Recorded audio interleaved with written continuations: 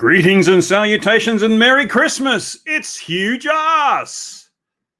And is everyone hearing me okay? Because I'm here by myself and it looks like I've got a few people in the chat, 3 people watching. And a little time for people to respond. I'm going to have some guests on soon, I hope. I've sent out enough invites to enough people.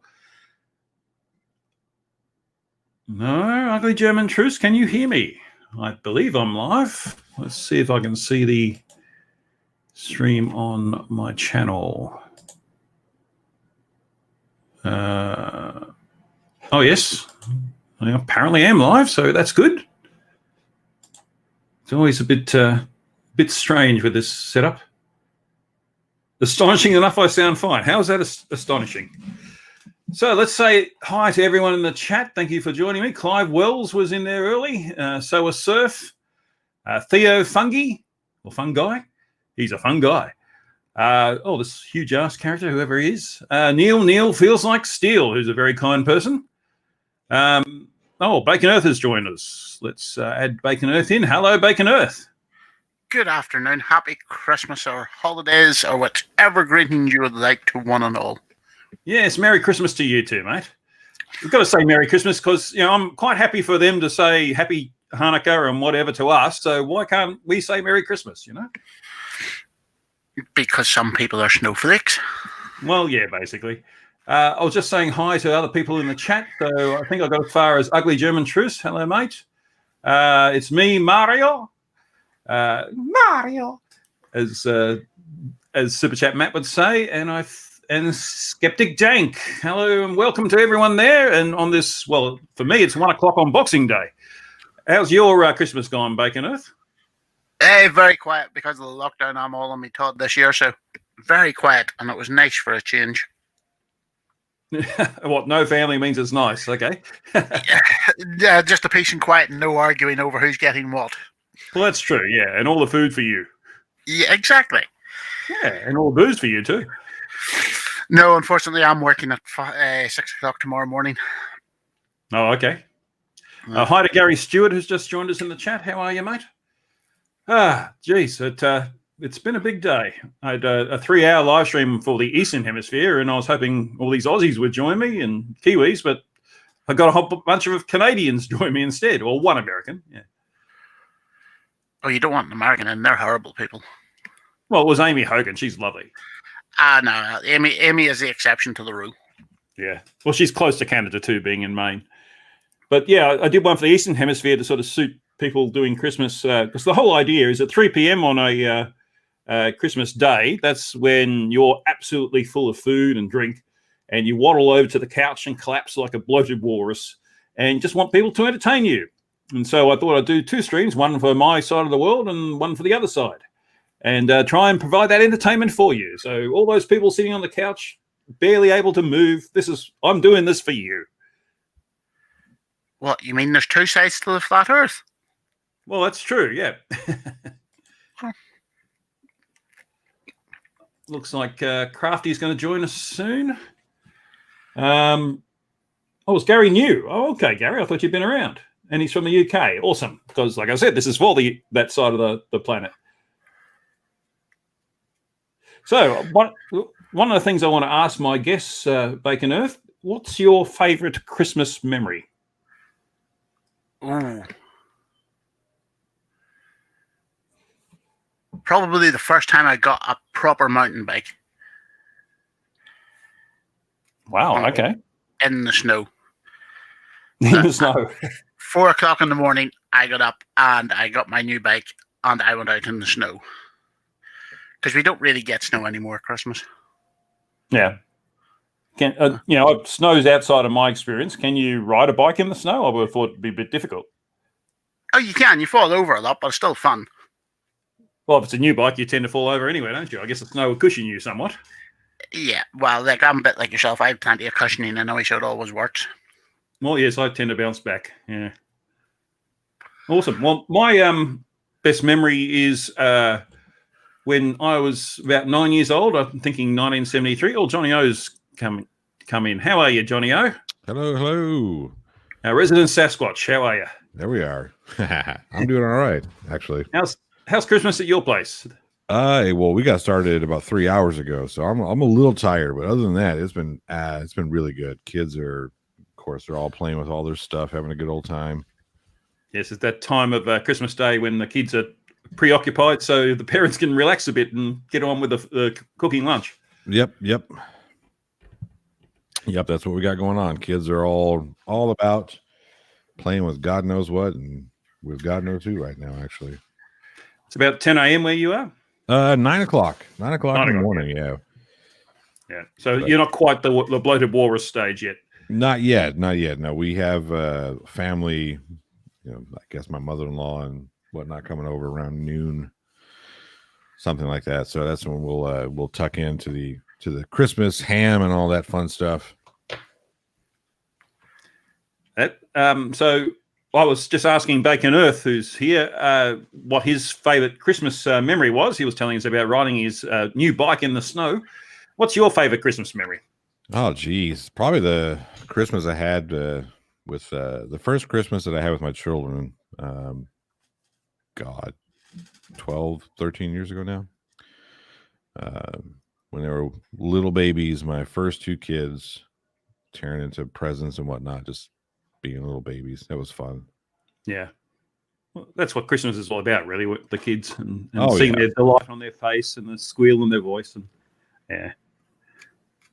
I was about to say what my favourite Christmas memory was, and you reminded me of a second one, so I'll say the first one first. So it was about 1973. I was about 9 years old, I think. It was at my grandparents' place, and all my dad's relatives were there. He had two sisters and a brother, and all their children. And my grandfather died 4 years later, so it was one of the last Christmases I had with him. It was just a great family time. We were playing Bing Crosby all the time. I sort of got to memorize White Christmas because of that time. We were playing on vinyl records, of course. There was no DVDs or anything back then. And it was a hot day, but we had turkey and ham and chickens and things like that. And my gran loved decorating for Christmas. She did all sorts of things that most people couldn't be bothered these days. So that was to me was a real Christmas day. It felt really good, and I've never really quite had the same since, I think. But the second memory I was mentioning is that a few years ago, I think about 6 years ago, we got my youngest a doll's house, and it was about 11 o'clock at night that I finished putting it together because it was a pre-pack sort of thing.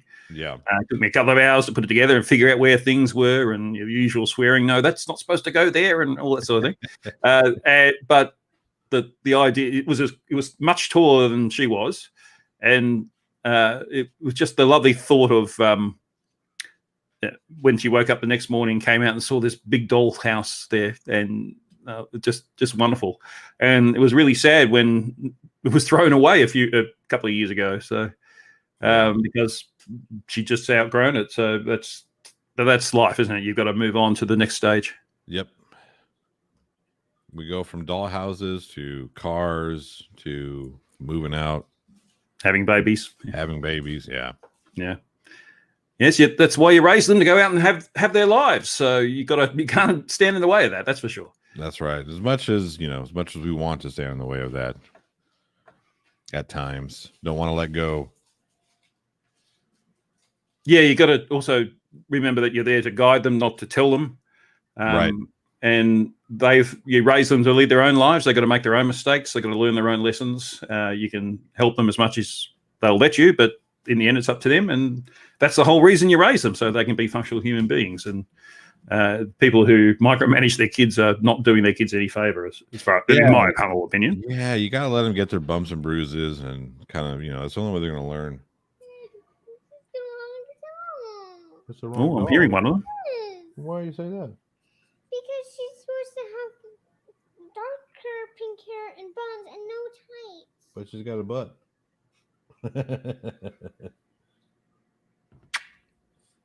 Is that your 5-year-old? That's my 6-year-old. We're having an emergency. 6-year-old, We have a LOL doll that has tights on, not dark pink hair, but she has a bun right here. See, there's a bun. No, like 2 buns. Oh, what was that? She has 2 bums? 2 bums, I guess. A front bum and a back bum. Okay. Front bum and a back bum. Yep. I Okay. I never realized how anatomically correct some of these LOL dolls were. What's an LOL doll? I haven't heard of that. It's like a little doll that comes in it's like a surprise pack thing where you pop it open and you never know what you're going to get until you open it up. Oh, like a Kinder Surprise or something? Yeah, something like that. Yeah. Yeah. Uh-huh. Okay. She seemed really upset about it too. She was upset because it didn't have the two buns. She actually said buns. It's supposed to have some hair thing. I don't know, but you know. Oh, that's what she meant. Okay. Yeah.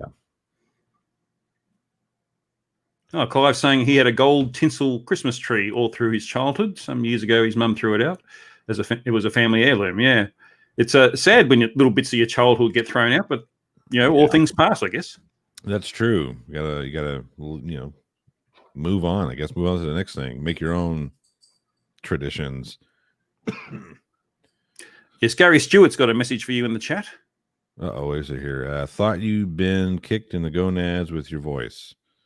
Oh, yeah. Well, actually, to me, it sounds like you've been drinking an awful lot of rum. I wanted to drink some whiskey this year, but I gave up drinking 3 years ago now. It's always tough around the holidays because everybody else is drinking. So, but yeah, I wanted some whiskey this morning in my coffee. Well, if you're going to celebrate, yeah. Well, you only put blended whiskey in your coffee. If the single malt you drink neat. Oh yeah, yeah. In a glass. Mm. Those good old days. It's definitely a Christmas tradition as well. Geez, people were nuts this year. I went to Dan Murphy's, a big liquor chain, I guess. And I did it like 2 days ago, 2 days before Christmas, and it was absolutely packed. And social distancing, forget that. It was just people everywhere buying heaps and heaps of booze, I guess, because people can't travel overseas and that sort of thing. They're spending their money on other things. And getting blotto was one of them. Well, you guys didn't have as bad of a pandemic this year, or a pandemic as the other guys did. No, it's terrible in Europe and the US at the moment, isn't it? Yeah, because you have a bunch of redneck idiots that don't know, you know, the masking. Oh my God, they're taking away my rots. I can't believe making me wear a face mask and they'll take my rots away. Face diaper, yeah. Yeah, a bunch of idiots. And I live in Texas, so there's a lot of idiots in the state. This whole anti-masking thing seems to be prominent in the South. It's just a cultural thing, I guess, in the end. But the culture's rotten if it just can't see the obvious benefit for so little in return Right. of wearing a mask. You don't have to do much. It doesn't hurt, you know. Yeah, that's the craziest thing about it. Is like, come on, guys, you were asking you to wear a mask for 30 minutes when you go into the store. I mean, Jesus Christ. You would think we're asking for the firstborn child or something. Yeah, or to take away their guns or something. Yeah. You say that, but there are people here who are trying to claim where I work that they can wear a gaiter for the 10-hour shift, but they can't wear a mask because they're struggling to breathe in the masks. Yeah, have you ever noticed that you've got the mask on even, you know? It's a ridiculous objection. I understand there are some people with medical conditions, but for the vast majority of people, a mask is absolutely nothing. Well, I've been wearing it for 9 months now and no problems with it. Yeah. Hope you change it once in a while. Oh, like occasionally, like I'll dip it in water just to make it look clean, but apart from that, like it's all good. Mm-hmm. So, yeah, I just had a message from Slim Living Cyborg. He's going to pop in about an hour's time or so. So hopefully we're still going there. I'm glad a few people showed up. If no one was going to show up, I was going to cut it short. But we've got 17 watching now, which is good. Welcome to everyone there. If you have watching and you haven't made a comment in the chat yet, please do so that we can say hi. It's always good to say hi to everyone that's here, or you're just listening. Maybe you're just listening. That's fine. But say hello so that we can say hello back. That's right. Say hello. Hey, Demon Orb. Yeah, Demon Orb, how are you, mate? Yeah, Skeptic Ganks, that's what they think, of course. The idiots think that masks block oxygen, which they don't. That's been proven so many times, and they can't stop viruses. Well, they can't stop them 100%. They're not, but they will increase your chances of stopping it, and it will increase your chances of, if you have the virus, giving it to someone else. And that's the thing that everyone seems to forget. If you're asymptomatic, you don't know if you've got it. No one who says I don't have the virus can know that they're correct. So unless you've got to behave as if you do. Yeah, if you're testing on a regular basis, that's one thing. But yeah, but tests take it until tests are 5 minutes or something. That's not going to be a reliable indicator anymore. Right. I mean, here's the thing: it's not a big deal. Put a mask on when you go in the store. Put a mask on when you leave the store. Take it off. Real simple. Yeah, if you like me, it improves your looks. So why wouldn't you do it? I mean, yeah, it improves a lot of people's looks. Oh my. See, now I'm getting into the cursing stage of toys. I'm trying to open some stuff. It's got tape in. My goodness, you think they're sending this shit to space or something with what tape they put on this crap?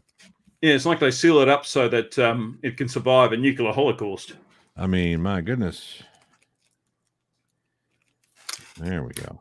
So we've got a few new faces. Hello, Tina Jones. I've certainly seen Tina before. Hello, Dora Unku, my favourite Dutch person. Just listening to the Eastern version. Oh, okay. And Eastern version where all the Western people showed up. That's right. Yes. Well, we had Stephen Caparese, who's in Vietnam, so that's pretty much the Eastern Hemisphere. Yeah. And Theo Fungi we've seen before. Yep. Yeah. Surgeons prove the mask is fine because they can be like 16 hours in surgery and they wear a mask all the time. Yep. And they're not fainting from lack of oxygen or anything like that. It's just a stupid concept, The whole idea, it's just bullshit that people bitch about just so, I'm bucking the system. Come on. Yeah, rebellion's for teenagers, not for adults. I mean, there are certain things to rebel about, right? But wearing a mask that's not the one. That's the wrong hill to die on. Well, especially when we want to get past this pandemic, and we're not going to get past that until we have 0 cases for about 3 weeks.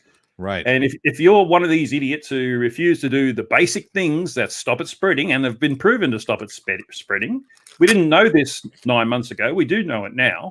Wherever there's masks and wherever there's lots of hand washing and minimal movement, the virus stops in its tracks. And if it's in the environment, if it's outside of a human, but it's in the environment for about 2 weeks, it's dead. Yeah. So if we all stayed home for 3 weeks, and it would be gone.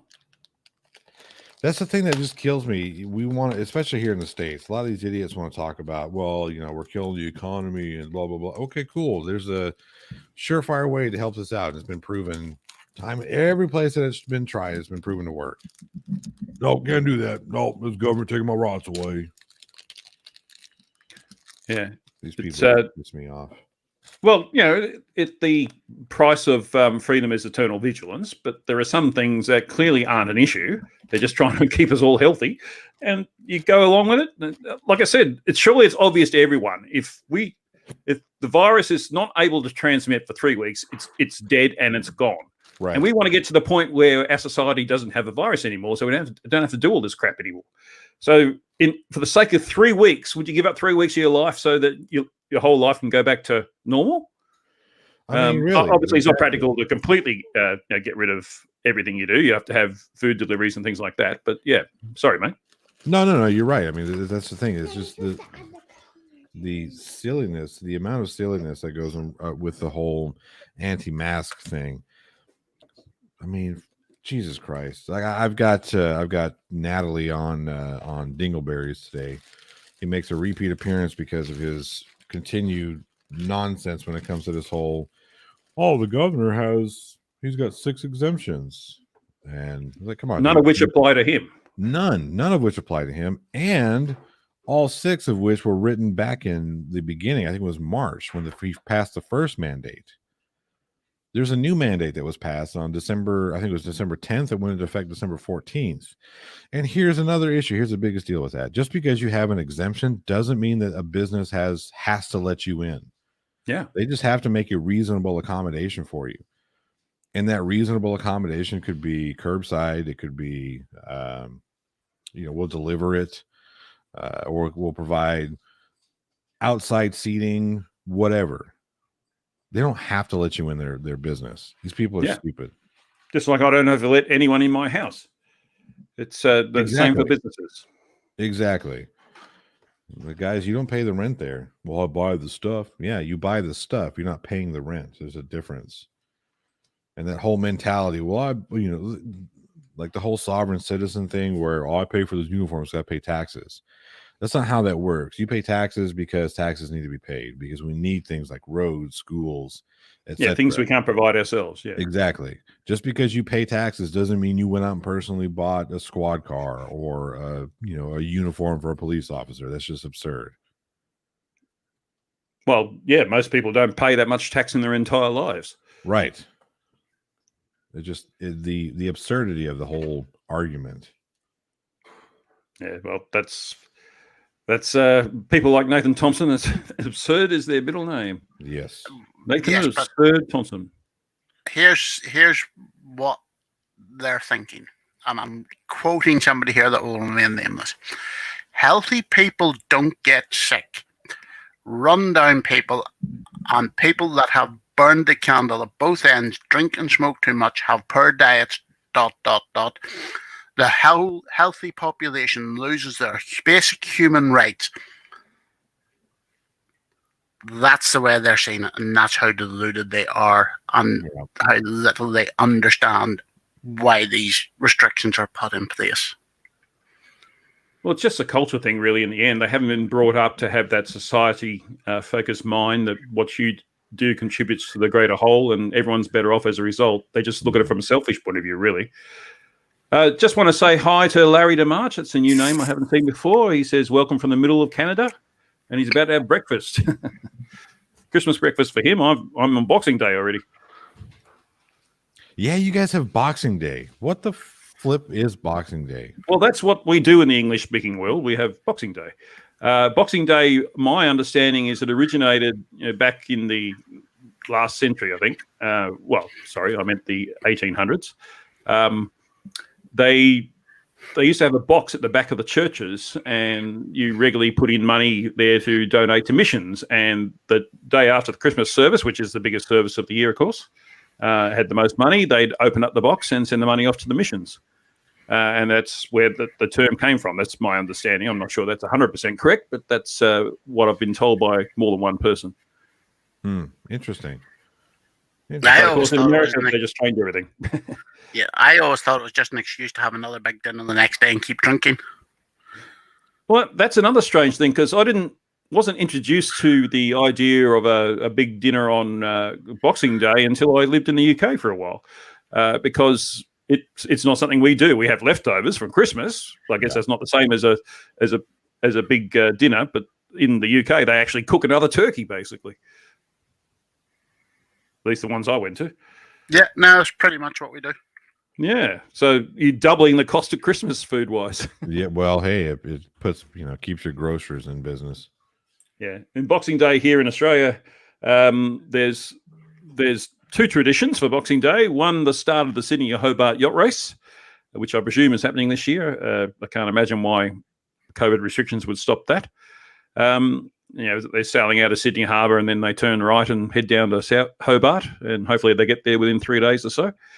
And the other tradition is the start of the Melbourne cricket tests. I'm not even sure who it's against this year, and I don't believe there's anyone going to be in the cricket ground, so it's just going to be the people playing on the field. It's going to be rather odd to watch on television, but that's the world we live in right now. Did you guys do the same thing that Major League Baseball did, and they charged people to put cardboard cutouts of them in the stadiums? Yeah, they did that for television, yeah. It's the stupidest thing in the world. Yeah. I'm going to pay you to put a cardboard cutout of me in the stadium. Yeah, it looks better on television if you don't have empty stands. They did that for the football this season, so it was delayed start because of COVID happened at the beginning of the season, and then they started up, but they had no crowds.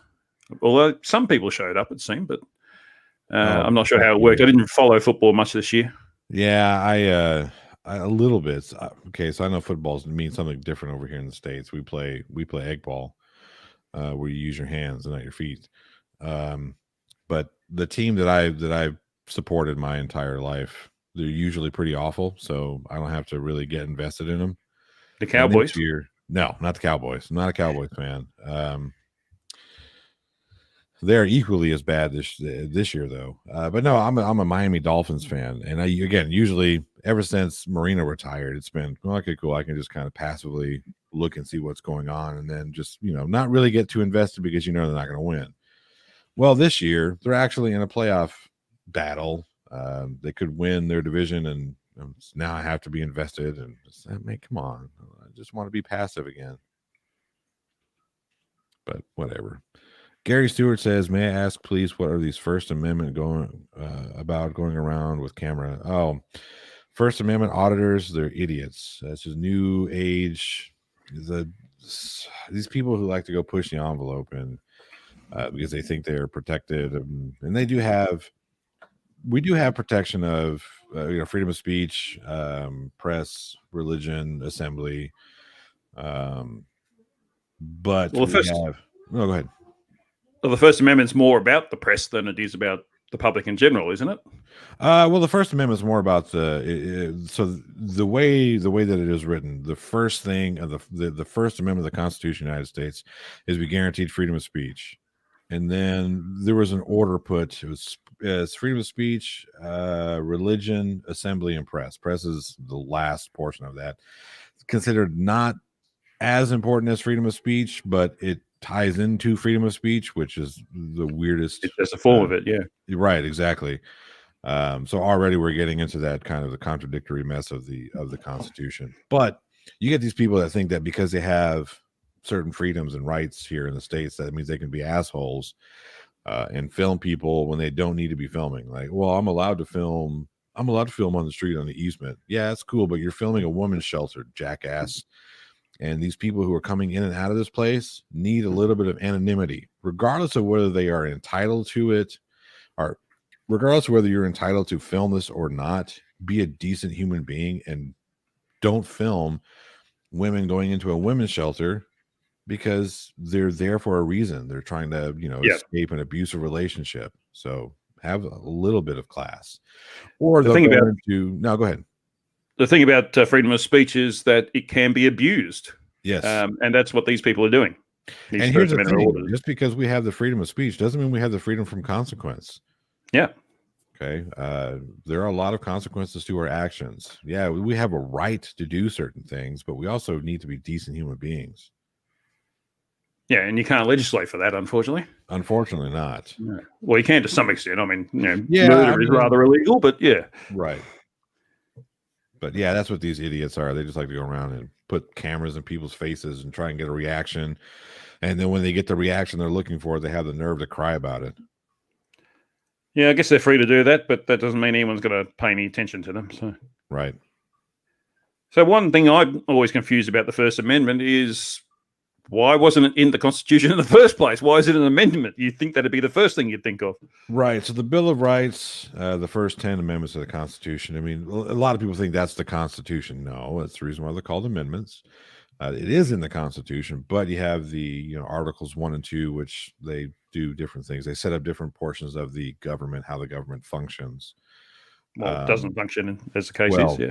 Right. Or how it doesn't function. Which is the reason why we have the amendment process to amend the Constitution to try and attempt to make it function better.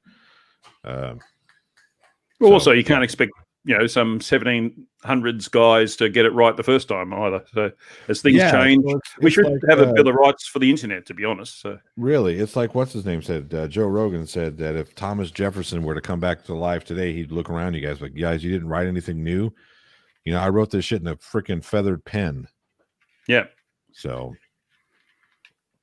Yeah, I reckon, the internet, there's some rights there that need to be codified in some way. Like a whole lot of disputes, there probably needs to be an internet court to some extent where, like if you feel the algorithm is hard doing you badly, or someone's threatened you online or something like that, where you can go there and make a complaint and have it heard by someone who understands the relevant law. It has to be international law, of course, because the internet is by definition international. But yeah, at the moment, there's no recourse for that, and people get away with a whole lot of crap. Like we've seen with Nathan Thompson, he's anti-Semitic rubbish and things like that. Right. So that's kind of the issue with what's going on with the internet, and what makes it so dangerous of a place is that the internet is one of the very few places that is deemed to regulate itself. Yeah, there are certain things that are regulated by the government, like child exploitation material, or even adult exploitation material that you can have removed. But even that stuff, I mean, take Twitter for example. I mean, how difficult is it to get child exploitation material removed from Twitter? Which is amazing. I don't get it. That shouldn't be hard. Right. You can't say flat earth without being flagged or shadow banned or tagged, but you can have child exploitation material all over Twitter and nobody cares. Nobody bats an eye. Well, they do. It's just that no one listens to the people who do. Well, that's what I mean. I mean, the people who are doing this shadow banning or flagging or whatever, they're just, whatever. I don't get it. I mean, that just makes zero sense. Yes. Neil says that to Gary Stewart, democracy as a whole really is, though, in it. I'm not quite sure what he's getting there, but I think Winston Churchill sums it up. Democracy is the worst form of government, apart from all the others.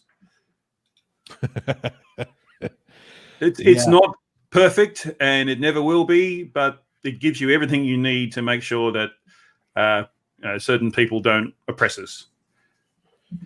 Yeah, I mean, power to the people sounds amazing, but sometimes the people don't know shit. Well, they usually don't. How could they? Yeah, I mean, everyday average person doesn't know everything that the everyday average person needs to know to be able to, live. Well, very few people do. Right, exactly. In most cases.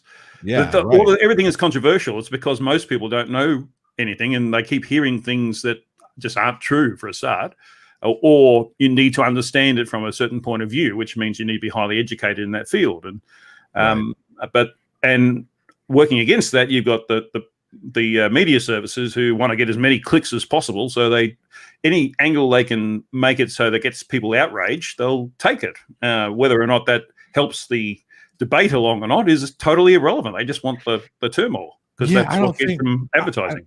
I don't think that media is intentionally trying to get people outraged. I mean, I think that's a byproduct of what they're doing. They definitely want to get people clicks. They want to make a stink that people will pay attention to it. And they do see that outrage does get a lot more clicks than not. And then you add in that 24-hour news cycle business, and it's just the whole thing has become a giant cesspool. All media consumption. Well, media seems to have given up all pretense of being news services. There used to be a time when there was a thing called the Journalistic Code of Ethics. I mean, and it still exists, but they just completely ignore it. It's not we just have fake news, and that's all we have.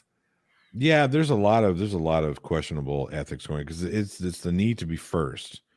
Well, I have to be first to report this, and man, wouldn't you rather be right, the first to be right when you reported something, instead of saying, Donald Trump screws hookers? Okay, we already knew that, didn't we? We already knew that. Yeah. So what's the journalistic?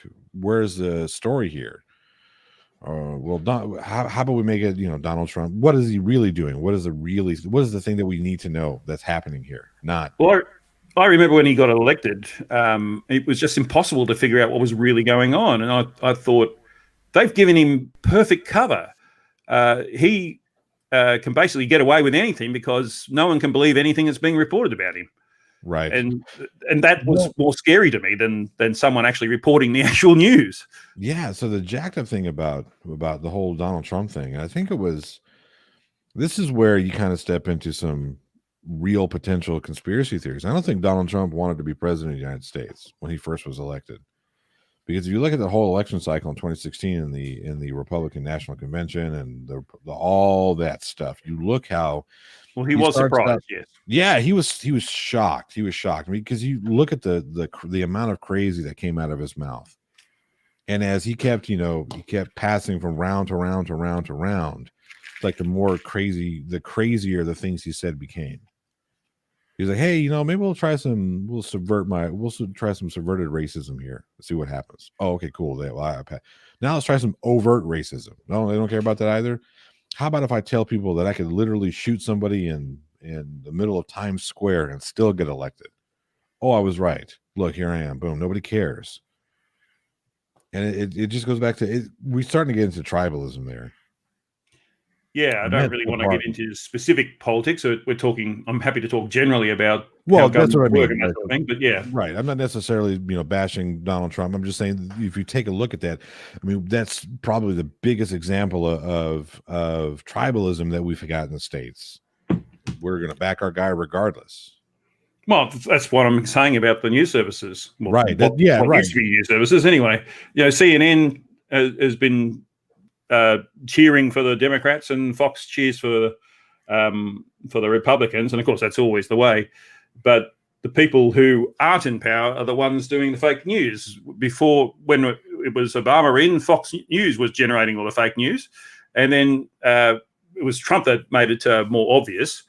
And then CNN has been generating fake news, and now we're in a transition period where both are putting out a whole heap of fake news, but sooner or later CNN will come back to being closer, at least, to a real news service, and Fox News will be all fake news. So that's just the way things are. Yeah, the election cycle is always the worst one for media. That's why I turn all of them off. You can't watch it during the election cycle. It used to be entertaining, but it isn't anymore. It's just a whole lot of bullshit, and there's only so much of that you can take. What do you think, Bacon? You're in a different situation in the UK. You're using a proper election system, like the Westminster system. Depends on which part of the UK you're in. But the thing that I don't get is just how tribalized the US system has become. Mm-hmm. Yeah. It literally is. No, it's my guy, regardless of whether it's Republican or Democrat. I'll vote for them. Don't care really who they are or anything else. And that as much in the UK, there is still the same thing, especially in Northern Ireland where I come from. There is that tribalism, but again, it generally doesn't extend beyond your vote. If you have a problem, you'll go to both sides. You'll try to get help from wherever you can. Well, I'm always amazed in the UK how the monster raving loony party doesn't become the government, because you'd think out of all the parties in the UK, they're the most sensible. It's because they only put representatives up in so few constituencies. I guess so, yeah. They're just there for shock value, really. Pretty much. And that's why I say, that's why they're probably better at government than anyone else is running for it. Douglas Adams once said that those who most seek power should on no accounts be allowed to have it. And I really think that's the way life should be. Yes, anyone that actively wants to be a politician should automatically be disqualified. Yeah, and that's basically every lawyer. It's I mean, it makes sense that lawyers become politicians, because politicians make the law, and lawyers, they deal with the law. So that you'd think there's some overlap there, but generally the best politicians... Don't be giving Ray the ideas. Riley, well, he's not a lawyer, is he? He's got a degree, that he's not a lawyer. No, but let's face it, he conflates everything else. So,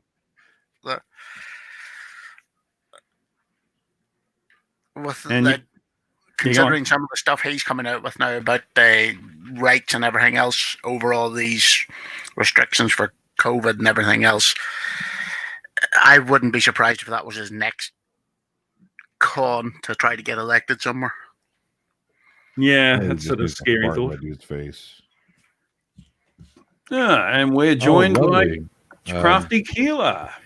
How are you, Keeler? Hello. I apologize. I just got notification that there was an explosion in downtown Nashville. Looks like an act of terrorism. Oh, that's awful. There we go. I think Hi, people. Hey, Crafty. Crafty's been playing with her OBS camera. Have I? Yeah, because at the minute you're grey. Ah, grand. 51 minutes. I was wondering what was going on. What the fuck? Hey. Well, Merry Christmas, Crafty. I don't go on camera. I avoid camera. Well, because people are better off without that shit. Well, mind you, your avatar's rather nice looking. Yes, Merry Christmas. Tell us a bit about your Christmas. Well, my bratty niece, I love her to bits, decided to wake me up at 6:30 this morning. And it's been pretty much all go since then. And it's nearly 4 p.m. now. That's So pretty much it. Have you done much cooking? Huh? You're a cookie queen. Have you done much cooking? I was not cooking today. Thankful. There we go. I was wondering why everyone was so low. I need to higher up the volume. Yeah, my mammy cooked. And there is myself, my mammy, my sister, niece and nephew, my uncle and his partner. So it was a good Christmas. And we had... He's my cousin, but I class him as my brother. And his partner and his kids down earlier. So yeah, it's been a family day. So full of energy today.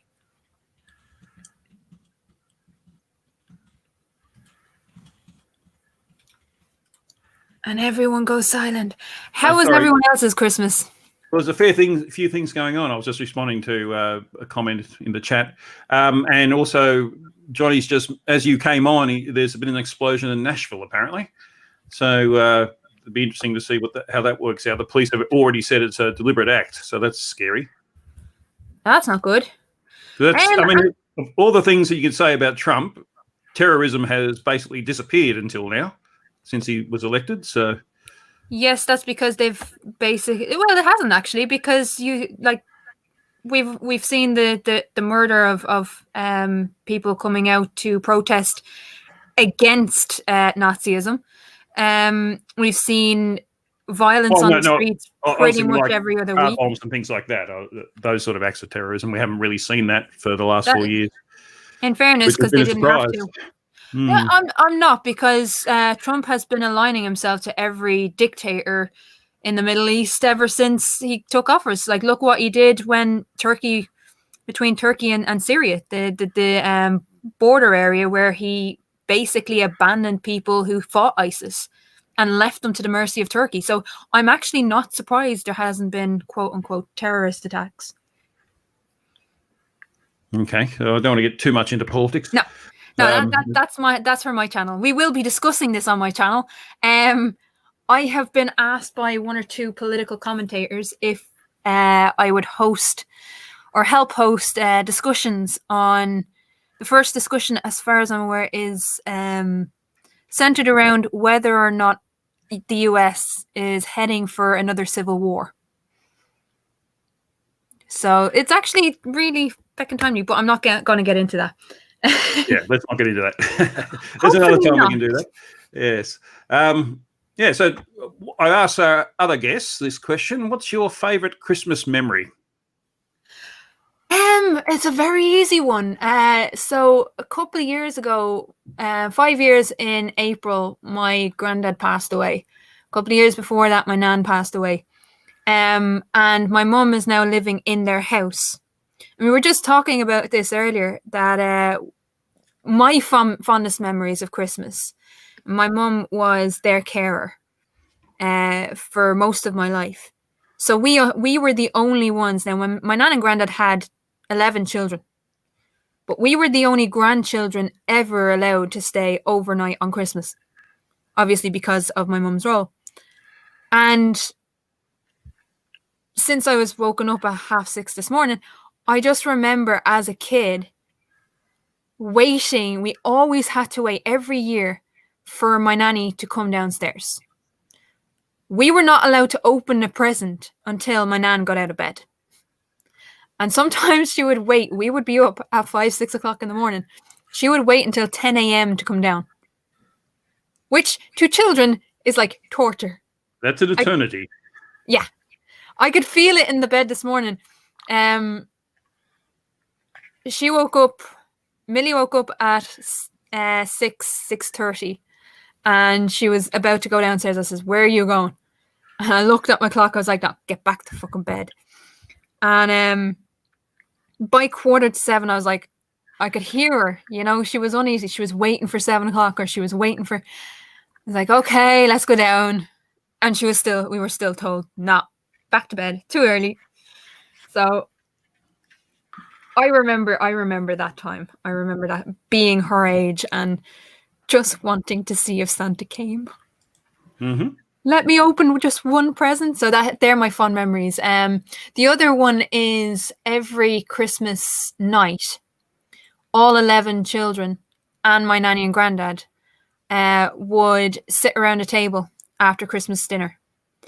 Most of the kids had been taken home by their partners, and they'd be left, and we'd be, sleeping in the sitting room, so we'd be around.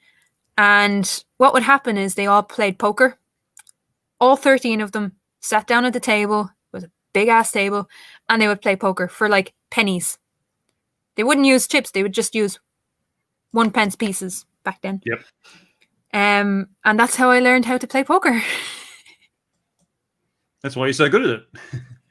Yeah, but it was one of those memories. We don't do it anymore, obviously. But it was one of the defining moments for me growing up. That Christmas dinner, everyone would come up Christmas Day at some point, and then they'd all come back Christmas night, play a game of poker with my nanny and granddad. It was just that's what made Christmas. Awesome. Doesn't feel like Christmas without it. Yep, Christmas poker. That sounds good. Oh, yeah. So speaking of Christmas, those of us in Commonwealth countries, we get a message from Her Majesty at Christmas time. I haven't seen it yet, but have you or Bacon seen it yet? I'm not part of the Commonwealth, so no. Oh, you're Ireland, yes. Sorry. not Northern Ireland here. Yeah, no, I haven't seen it yet. I honestly haven't turned the TV on in, 2 years or more? I'd play it but it's not Creative Commons, so I guess the BBC would try and copyright strike me, even though it's like pretty obvious to everyone else. But anyway, my cousin sent me a message saying it was outstanding. That's all. So, yeah, I don't want to risk that. But my cousin sent me a message saying it was out. Well, he posted on Facebook that it was an outstanding one this year. So I have to see what it is later on. See what old Lizzie says. She's 94 or something now, isn't she? 26. Yeah, 94 this year. She'll be almost 95 in April. She's quite amazing that she's still going, She's an amazing woman. She's one of the most significant women of the last 100 years, that's for sure. Well, Neil Mashed Banana Peel, which is a great name, by the way, says she didn't sound happy. I wonder why that was. I'm not sure what you're implying. Well, in fairness, with all the scandals that have rocked the royal family this year, or over the last 2 years, wouldn't be surprised that she's not very, very happy. I don't think I've seen any stories about that. I know Charles got COVID, but apart from that, I can't think of anything that's happened in the royal circle recently. We had Meghan Markle. She's pregnant, I think. Oh, no, she's had a baby, hasn't she? She had a miscarriage, but I think she's pregnant again. Oh, okay. And then they stopped being prince and princess, didn't they? Yeah, but the fact that they resigned from public life, the royal family, yeah. The whole Prince Andrew thing, Prince Andrew, yes. There's another thing that one of her nieces, I think, is getting a divorce. Well, again, how's that a scandal? It's not, but it's ways of making her unhappy because she's very proper. I've sent you a picture on Discord here if you want to share it. That basically sums it up. Okay, let's have a look at that. Yes. Hey, real quick, I'm gonna take off. I got a premiere here in about 10 minutes. So also, and you got kitties. And I got kitties that are in the background throwing toys at me. So, Yay, Johnny. Awesome, mate. Thank you for stopping by. Oh, man. Yeah, it's always fun. Merry Christmas, everybody. Yep. Merry Christmas. Have a good day. Bye, And Johnny. all right. So yeah, this. Let's see if I can display this. I have to go back to there because I haven't got two screens at the moment, unfortunately. Share screen. I don't have two screens either. And if I I've go here, realized- there we go. Everyone see that? Yeah, that definitely sums it up.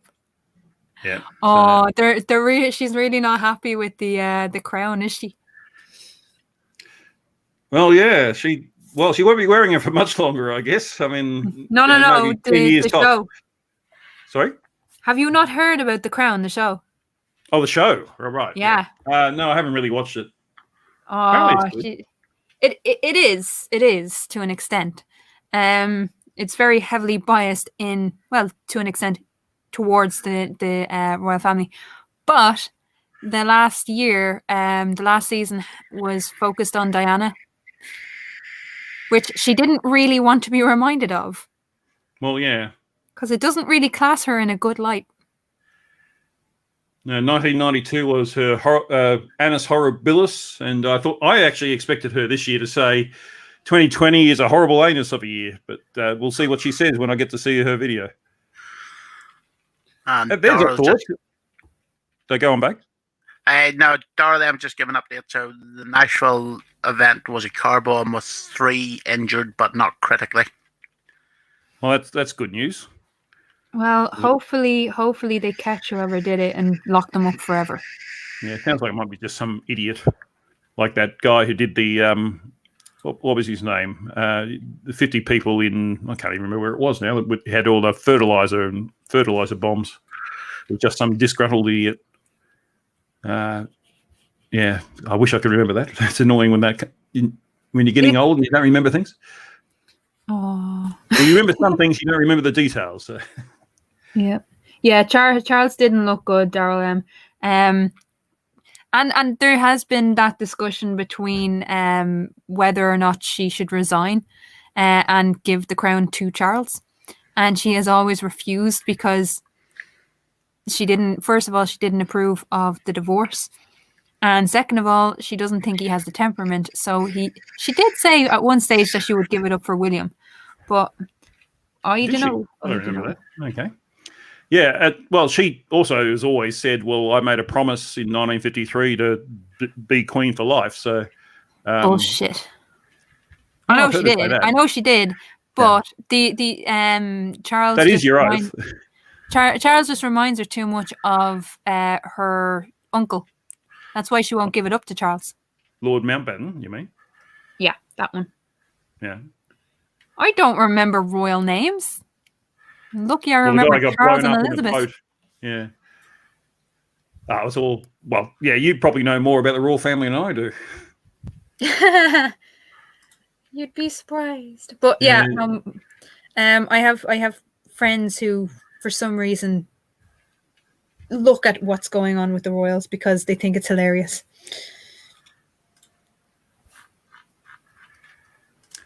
Yes, Gary Stewart's saying, hope you're well, Crafty, and hopefully William will be king, not Charles. Well, yeah, who knows? I am very well. I have a few days off now from work, and then it's back to normal hours. No more 14 hours a day. Yeah.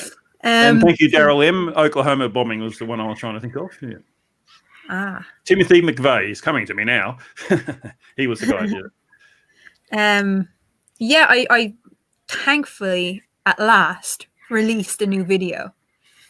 At 1 o'clock I think it was like 1:30 last night.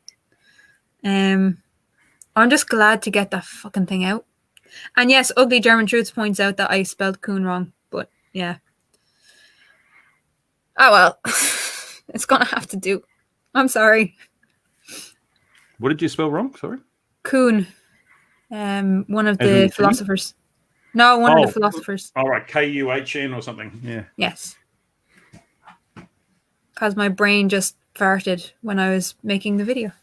Well, I did a reading of one of Andrew Patterson, Banjo Patterson's Christmas poems this morning, and put that out. And I spelled his name correctly all the way through, except on the title card. So Nice. then I thought, I'm not going to bother, because Patterson, in his case, has one T, not two, and I put two T's on the title card. But everything else was one T. So yes, I have noticed that. If anyone else has noticed it, and I just couldn't be bothered changing it. So. Yep, it happens. Mm-hmm. It's something What, we you can mean live with. human makes mistakes?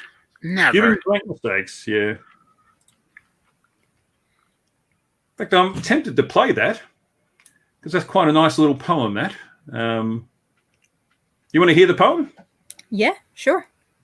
All right. I have to look it up now. That's the stream. Where's my channel? There it is. I'll skip through the intro. I do like my intro. I love the tune. I wrote it myself too. And I don't know how to write music. It was just using a music maker app. Talking about tunes, have you seen the Nathan Thompson techno video? I No. have. It's very funny. I saw the Nathan Thompson and Nathan Oakley. I saw the Nathan Oakley one. Nathan Oakley, sorry, with him going. Oh, up, yeah. with the That goes Thompson. down, boom, boom. Yeah, that's awesome. Well, you said it to me, actually, I think. Yeah. There's another thing with Oakley that will be coming out that I can't speak about. That's not mine, but I have seen a sneak peek of it, and it's deadly. But So we might play that. But we'll just play one poem first, I think. Did you see, before you do, did you see Creaky Blinders thing this morning? I think he put it up, wishing everyone a Merry Christmas, and then said, like, these days people don't spend too much time or thought on some personal words. They just copy and send some random crap. Best wishes, Helen.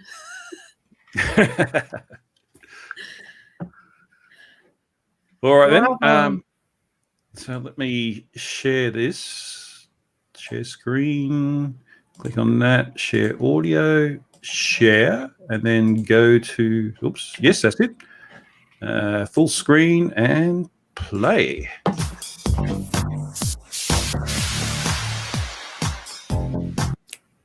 Greetings and salutations and Merry Christmas. This is HUGH JARSZ.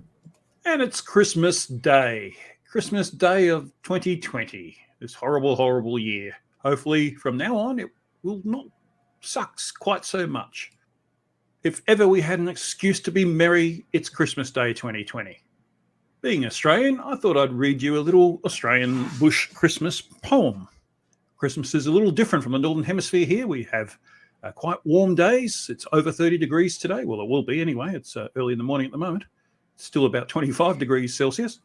I've certainly had Christmases in the past on the beach, gone swimming on Christmas Day, gone swimming on New Year's Day. It's a great part of living here.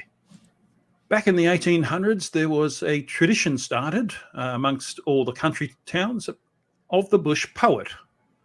One of the most renowned bush poets was Andrew Banjo Patterson. He's most renowned for writing the words and lyrics to Waltzing Matilda, our national song, although not so well known amongst children today, unfortunately. Bush poets are still a tradition today, although not as prominent, of course, with all the other forms of entertainment available. If you go to venues in the country, often they'll have a bush poet there to entertain you with a poem. I'm going to read you Banjo Patterson's poem entitled Santa Claus in the Bush. Phrasing. It chanced out back at the Christmas time when the wheat was ripe and tall. A stranger rode to the farmer's gate, a sturdy man and a small. Rindoon, Rindoon, my little son Jack, and bid the stranger say, and we'll hay a crack for old Lang Syne, for the morn is Christmas Day. Nay new, said the dour wife, but ye should let him be. He's maybe only a drover chap, frae the land of the Darling Pea. We a drover's tale and a drover's thirst to swiggle the hail nick through, or he's maybe a life assurance card to talkie black and blue. Good wife, he's never a drover chap, for their swags are neat and thin, and he's never a life assurance Carl, with the brick dust burnt at his skin.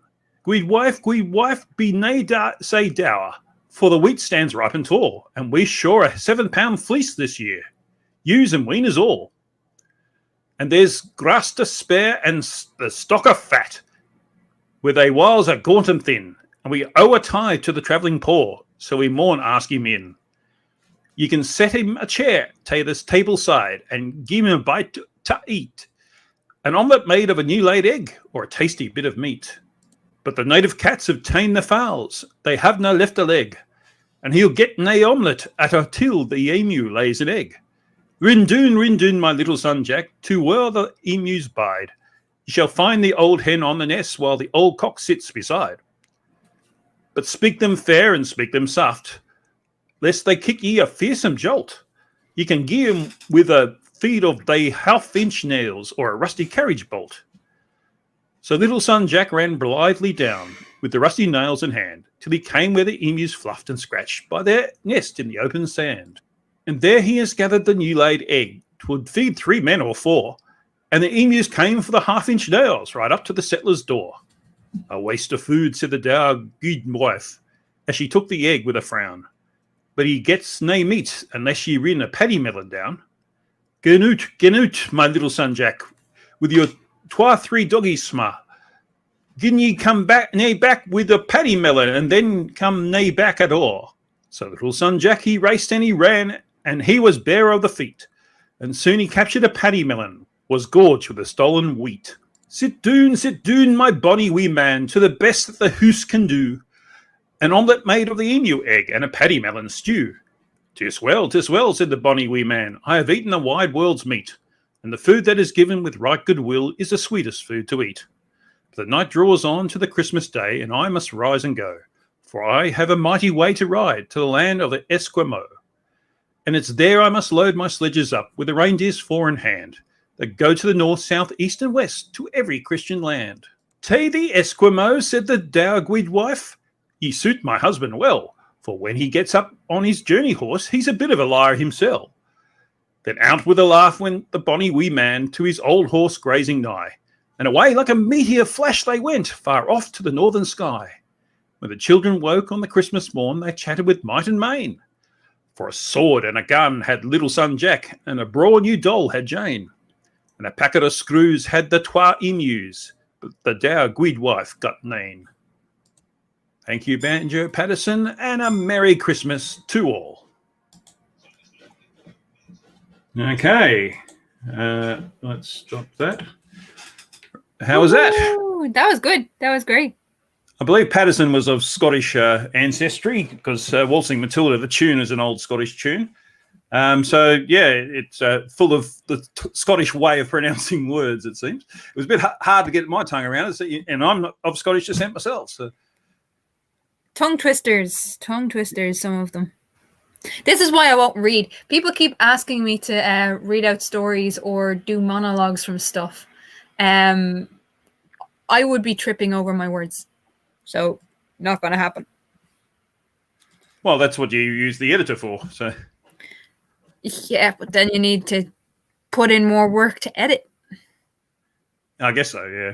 So let's we've had the cultural part of it. Let's go to the neo-cultural part, I guess, and have a look at the Nathan Oakley. This is from Mr. Pascal Mark. So go and subscribe to him. Let's... Oh, damn it. Okay, now let's share this. Oh, Slim Cyborg's here. Let's have a chat to him first. How are you, Slim? Hello. Hey, Slim. How's everyone doing? Good. How's your Christmas? Good so far. I was playing Cyberpunk, but I got stuck, so... So I'm about to play a video about Nathan Oakley, which I think you'll enjoy, and we'll have a chat when we come back on the other side, okay? Nice, yeah. All right. Share my screen. And... full screen. This gas doesn't have one, does it? Assuming anything. Oh, you're assuming gas go down, go boom boom, my friend. Is he hurt? Electrostatic? Sorry, electrostatic non sequiturs making gas go down, go boom boom now, is it? Sorry. Stupid shit. Gas go down, go boom boom. Gas go down, go boom boom. Gas go down, go boom boom. Gas go down, go boom boom. Is he hurt? Electrostatic? Sorry, electrostatics non sequiturs making gas go down, go boom boom now, is it? Stupid shit. You keep saying non sequitur, but you're So gas is going down, go boom boom, or is this non sequitur? sequitur. Yeah, it's non sequitur if gas is not going down, go boom boom. Is gas going down, go boom boom? If no one claims that gas goes down, go boom. You do, you claim there's a bias. Downwards, you stupid shit. Gas go down, go boom boom. Gas go down, go boom boom. Electrostatic. Electrostatic. Gas go down, go boom boom. Gas go down, go boom boom. Gas doesn't have one, does it? Stupid shit. Is gas going down, go boom boom? Gas go down, go boom boom. Gas go down, go boom boom. Electrostatic? Electrostatic? I love this Viking guy. Gas go down, go boom boom. Gas go down, go boom boom. Gas doesn't have one, does it? Oh, you're assuming gas go down, go boom boom, my friend. Stupid shit. Gas go down, go boom boom. Gas go down, go boom boom. Stupid shit. Stupid shit. Oh, you're assuming gas go down, go boom boom, my friend. As gas doesn't have one, does it? Assuming anything. Oh, you're assuming gas go down, go boom boom, my friend. Is he hurt? Electrostatic? Sorry, electrostatics non sequiturs making gas go down, go boom boom now, is it? You keep saying non sequitur, but you're So gas is going down, go boom boom, or is this non sequitur? sequitur. Yeah, it's non sequitur if gas is not going down, go boom boom. Is gas going down, go boom boom? Oh, you're assuming gas go down, go boom boom. Sorry. Gas go down, go boom boom. Gas go down, go boom boom. Gas go down, go boom boom. Electrostatic? Electrostatic? This gas doesn't have one, does it? Assuming anything. Oh, you're assuming gas go down, go boom boom, my friend. Gas go down, go boom boom. Gas go down, go boom boom. Electrostatic? Electrostatic? Gas go down, go boom boom. Gas go down, go boom boom. Stupid shit. Stupid shit.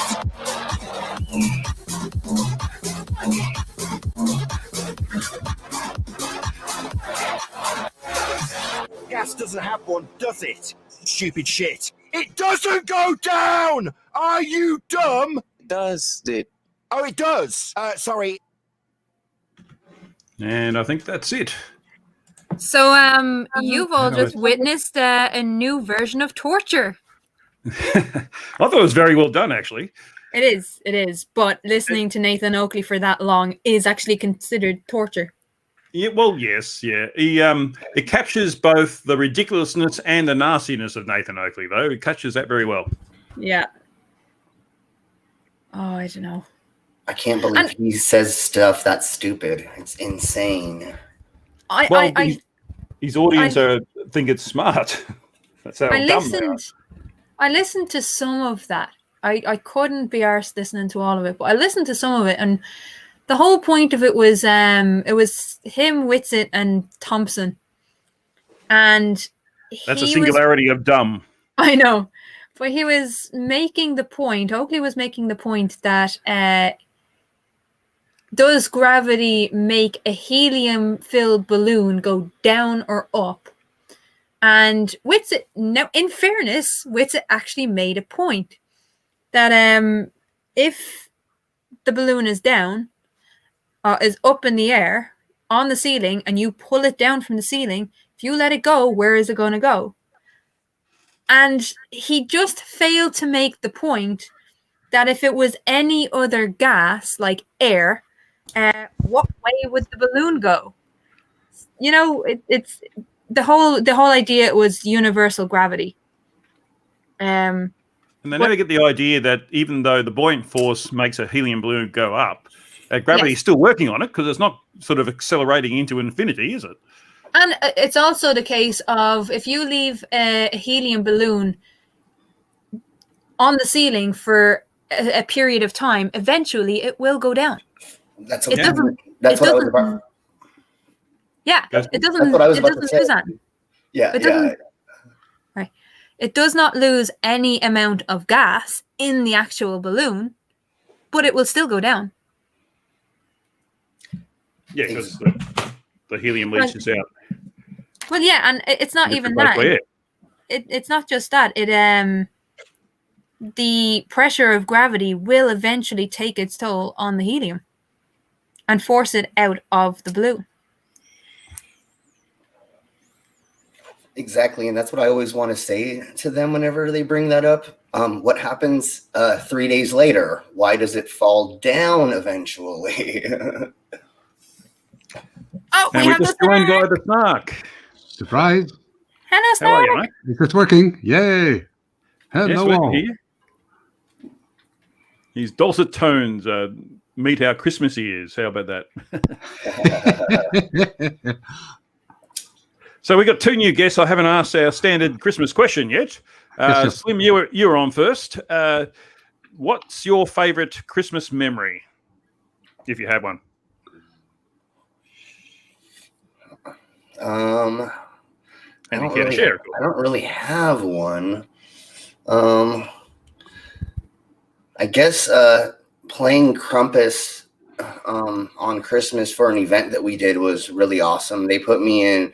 They gave me 6-inch extended fingers, and they put a huge nose on me and gave me a huge wig, and then I ran around scaring kids. So, Well, it's normal, isn't it? yeah, You do that anyway. yeah, that's a normal Thursday for me. Yeah. Sounds like fun, though. What about you, the Snark? What's your favourite Christmas memory? Well, you got me thinking, and one of my absolute favorite memories about Christmas is when I was, let's say, 14, 15, that time, we had sort of Christmas farms. It was a sort of a farm in the neighborhood, and anybody was welcome there, and it was such a great, let's say, atmosphere, and it was really the Christmas spirit, like everybody was happy, everything was so cheerful, and it was simply awesome.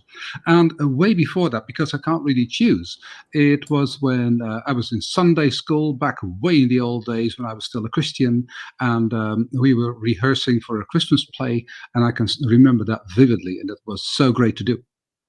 So that's those two. That's me. Mm-hmm. Awesome. It's funny how Christmas has a lot of positive thoughts for most people, isn't it? And that's a good thing, of course. Yes, it is. Agreed. Oh well. Well, okay. I created a new Christmas memory today because I thought, why the hell not? I'll open a bottle of champagne now, which is what I did. Nice.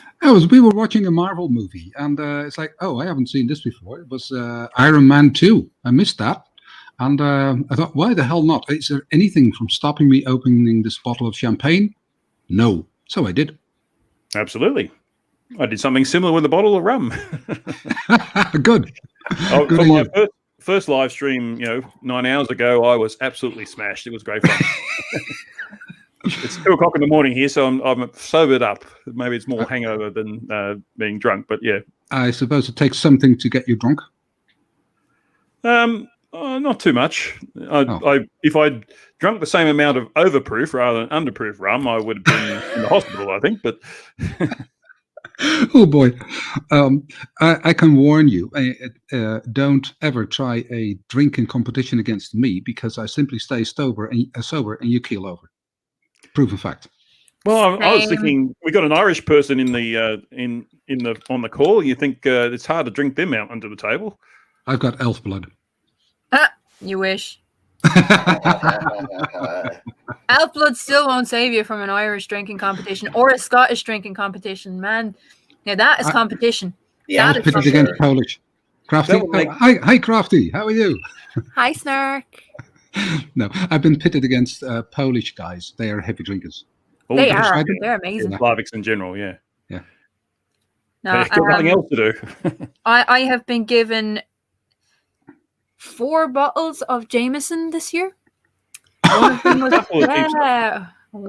people love me. People know what I like. I was going to say that, yes. So one was by New Year's. One was the normal one. One was the Caskmates. One was a stout one, which, I'll have to drink. You know, the stout one, it's not bad, but you have to drink it with Coke. Otherwise, it's just, yeah.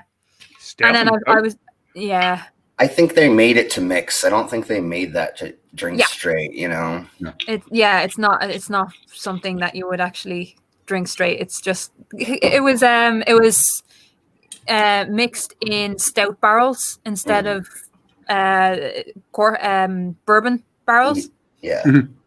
And then I got I got myself a couple of weeks ago the Black Barrel, which is my absolute favorite.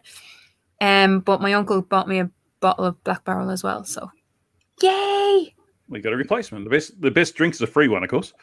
Yeah. Well, it's either people either get me Jameson, because that's pretty much all I drink, or chocolate. I am the I'm the easiest person to buy for, because it's either chocolate or whiskey. I'm happy. Daryl M says he got a bottle of West Cork. West Cork depends on which one, but West Cork does. I lived in West Cork for 7 years, so there's a new gin. If you ever get a chance to try it, called 3 Square Mile, and I was in the origins of that setting up. So yeah, if you ever get a bottle of that, I'm not a big gin drinker, but yeah, it wasn't bad. Well, speaking of gin, Gary Stewart asked me, have I tried slow gin? And I have no idea what slow gin is. You know, my gin goes down pretty fast usually. So, slow gin, berries, and it is beautiful. Slow gin, especially around Christmas. Why is it called slow? Is it just slow filtered? It's the berries. You take slow berries and put them into a bottle of gin for 6 months. Yep. And turns it into an almost syrupy I've never heard of slow berries. Is that some sort of European bush? Oh, yeah. Okay. And it's absolutely gorgeous. Did you see what ugly German truth said? Well, it must be harder to drink Irish whiskey, Irish under the table. They aren't much larger than the table to start with. Oh, that's just mean. That's just mean. Hey, well, he doesn't. Well, I'm actually quite tall. By the way, I'm 5'11", so I'm not quite as small as normal tables. Thank you. Oh, no. And you weigh 50 pounds. Oh, I don't know what it is in pounds. Out of the sewer. We use stone. I'm about 7-8 stone, between 7 and 8 stone. That's not a lot. No idea. I'm 86 kilograms. I can't do that in stone. You're about 80 pounds. 80 pounds? Is that what it is? I don't know. What, no, like you're not. 80 pounds is 40, less than 40 kilograms. No way. Hang on, I'll ask Siri. How much is 8 stone in kilograms? Okay, let's convert this.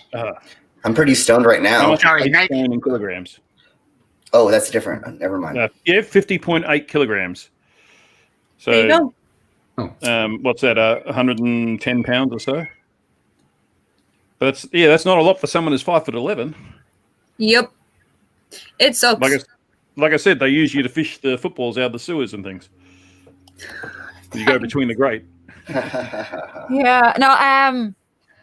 I was sick as a kid, so I've very few fat receptors in my skin, so I need to eat like 8 meals a day just in order to maintain my weight.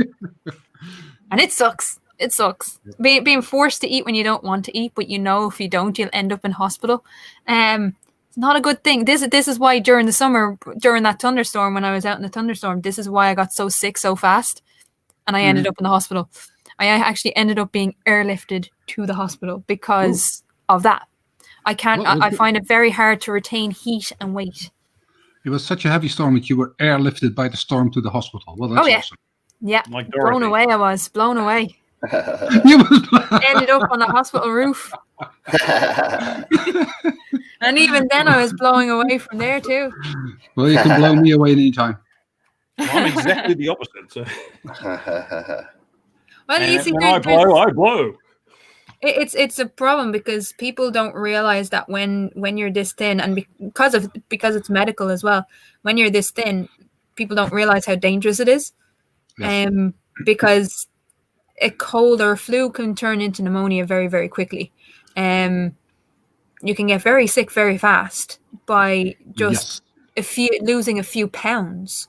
It can actually make you very sick, and then you have to get gunk pumped into your stomach, and it's not cool. It's not fun at all, guys. It's not glamorous. No, I was lucky enough to see my daughter 2 days ago, and she was always very skinny and ill and sick and whatever too often. And now she's gained, let's say, 10 kilograms, or let's say 2 stone. And she's still not massive or anything, but she says, at least now I got sort of a buffer, and I'm ill, and I get flus so much less. So it's it's doing good. Yeah, I have You to should drink. stop there. I have to drink a lot of water, because if I don't, my kidneys shut down, and you don't want that. I think it was 10. I think it was my 10th birthday. I ended up in hospital because of jaundice. Oh, really? Because I I drink a wasn't lot of drinking. bourbon. Because I wasn't drinking enough water. It was my 10th birthday. I was in hospital. Not fun. No. Well, jaundice is I your have- liver, though. The only time I've been in hospital is for a little operation, a little planned operation, which had to do with family planning. Other than that, never. Yeah, I don't like hospitals, but I've seen the inside of one way too often. But I've been in hospitals, but never, let's say, for my own personal medical reasons. Lucky me. Oh, with a physiotherapist and everything, but never a hospital. Yeah. They call me the lucky bastard. I wonder why. Yeah, hospitals depends on the hospital really, but still, you want to avoid that shit as much as you possibly can. Yes. And they want you to do that too, because I used to work in the IT part of the hospitals here in Queensland, and I was told that, well, this was a few years ago now, but every time someone stays overnight, it costs the government at least $3,000 because of all the facilities and things like that, which is a lot of money, especially if you're not particularly sick. That's why they try and send you home as much as they can. When I went in, I had a kidney stone, and it was the first kidney stone. It's the only kidney stone I've ever had. And I didn't know what was going on. They took me into emergency, and they were going to keep me overnight for observation. Then they decided to send me home, so I had to find a cab at 1 o'clock in the morning, which wasn't much fun. But they sent me home because it's going to be cheaper for the government. Which, hey, the government gets paid by my taxes, so I want that to happen. That's why you pay taxes for your healthcare, dude. Come on.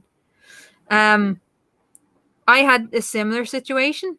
During the summer, the funniest had to be during the summer. I injured my knee really badly, as in I busted my knee to the extent that all the cartilage came out from inside of my knee. Oh, no. Yeah. Oh, that is bad. Like it was like bubbling under the surface of the skin, and it was not good. Like my kneecap had like ballooned out like 3 times, and I went in. I was with himself doing his shopping, and he had no guide dog, and I had to get him home, and I just went in to get some anti-inflammatories, thinking it was muscle. Do you know that it was muscle that was actually swelling? Nope.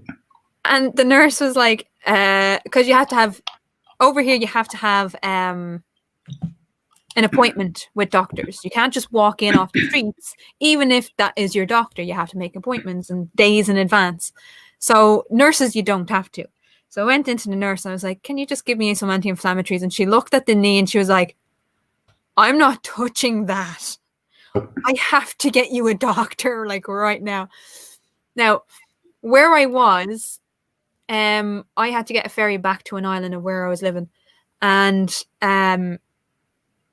it was like in an hour or 2, but there was no way of getting from the town that I was in, unless you're driving.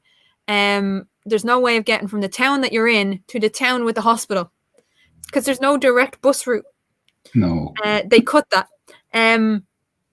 Even though they're 2 of the largest towns in West Cork, you couldn't get from Skibbereen to Bantry. It was only half an hour up the road driving, or 40 minutes up the road.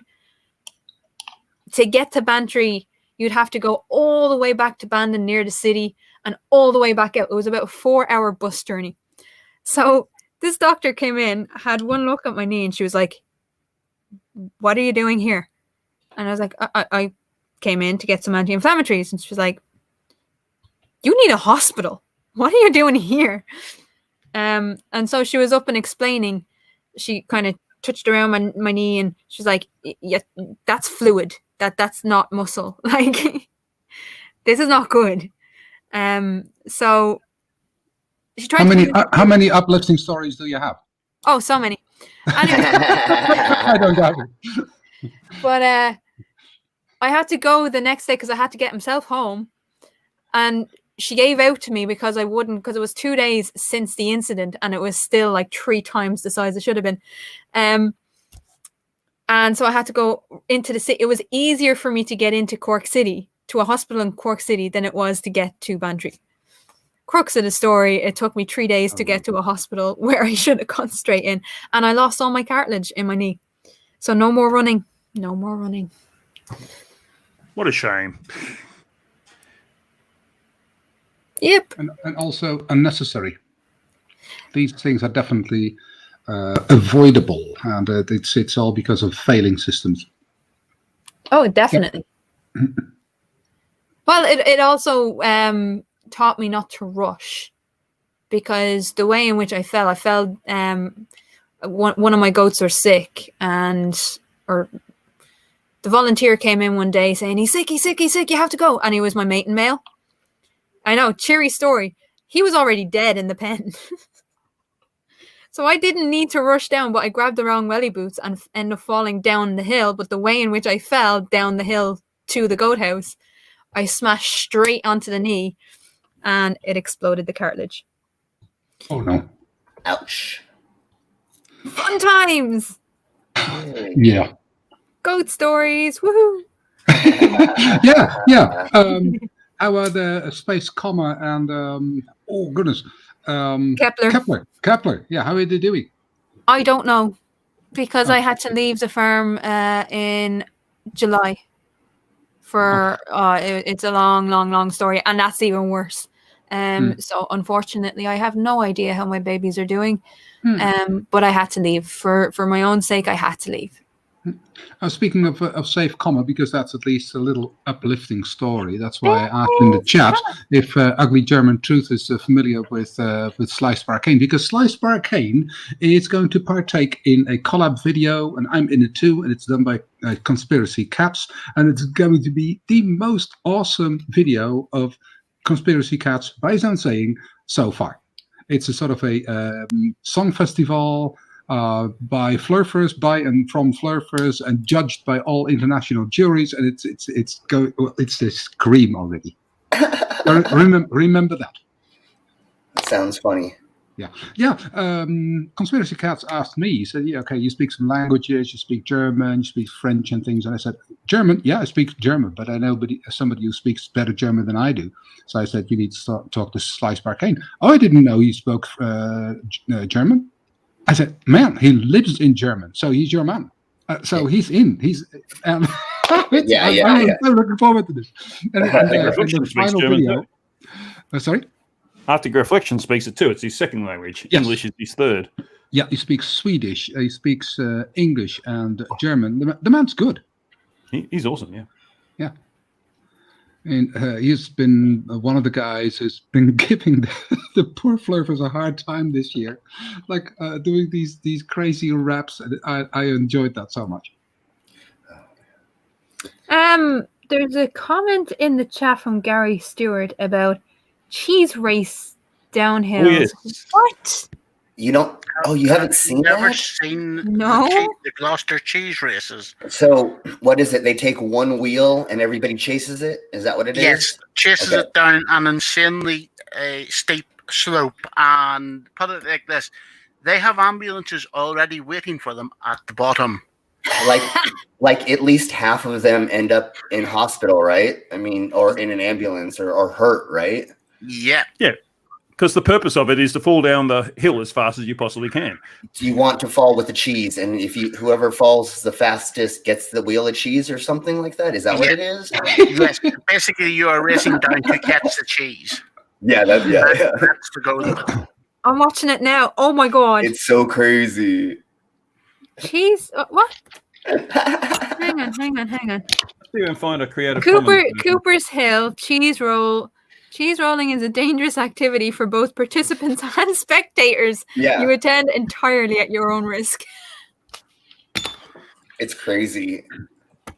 You know you're in trouble when I love some of them are trying to kind of bump down the hill and then they're just going fucking head first. Oh. Yeah, some of them just like cartwheel down the hill. It's crazy. Yeah, you wouldn't catch me dead doing that. Nope. I'm cool.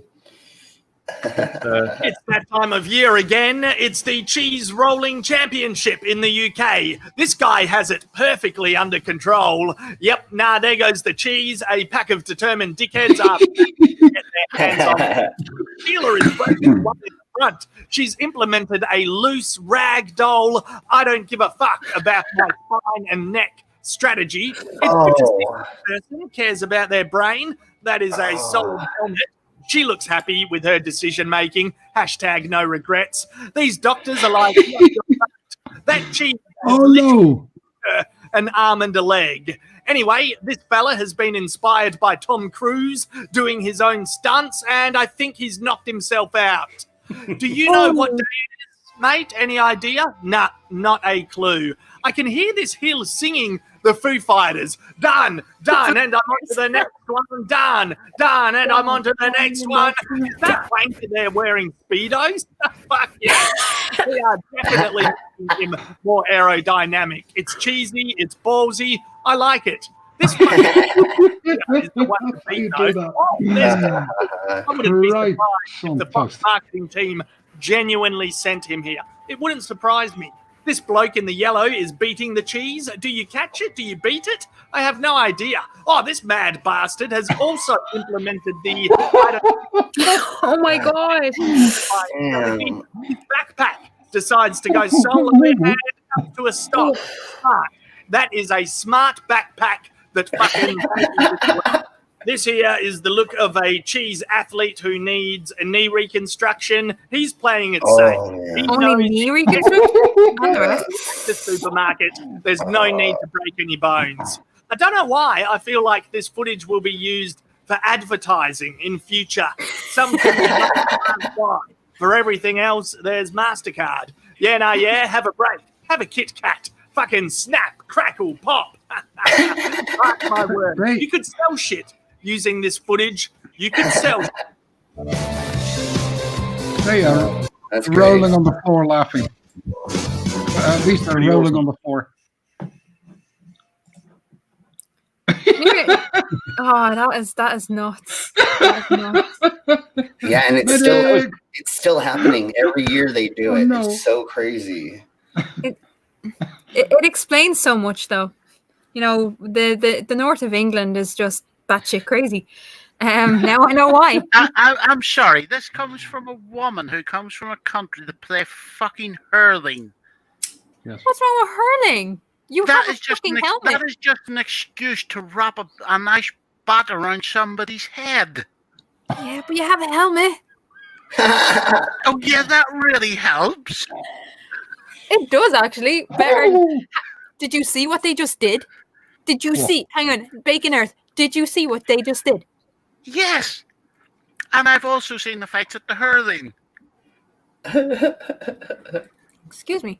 Oh, by the way, you're not going to like me after the next episode comes out of Unpopular Opinions. It is not about you, by the way, Bacon Earth. Right. Oh, thanks. Feel so loved right now. I'm not going to...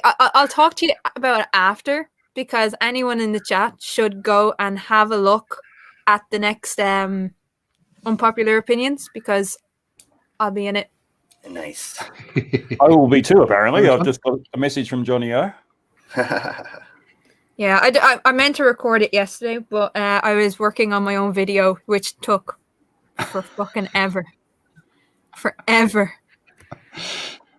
And I still couldn't get it right, but it still took forever. Oh, man, I hate when that happens. I didn't care. By 1:30 in the morning, I was just like, just get it out. Just get it out. Just get it out. There you go. Done. Yeah, I know how that goes. Yeah, that's a frustrating bit about making a video because you got to watch it several times just to make sure you haven't missed anything or you haven't rendered And you anything still miss correctly. shit. Or But it's not just that. It's one of these things. I don't know about you, Hugh, but I'm a bit of a perfectionist.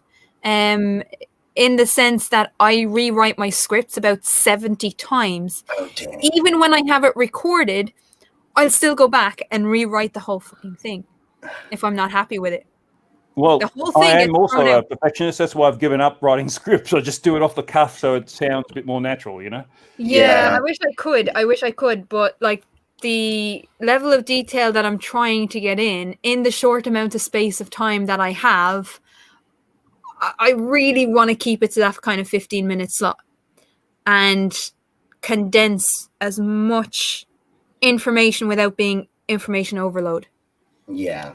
And that's the difficulty with how I do it. So I have to research and research and research and research, and then I have to condense it. Like one of my videos was originally like 42 minutes long, and I had to condense it down to like 15-20 minutes. It's not an easy process.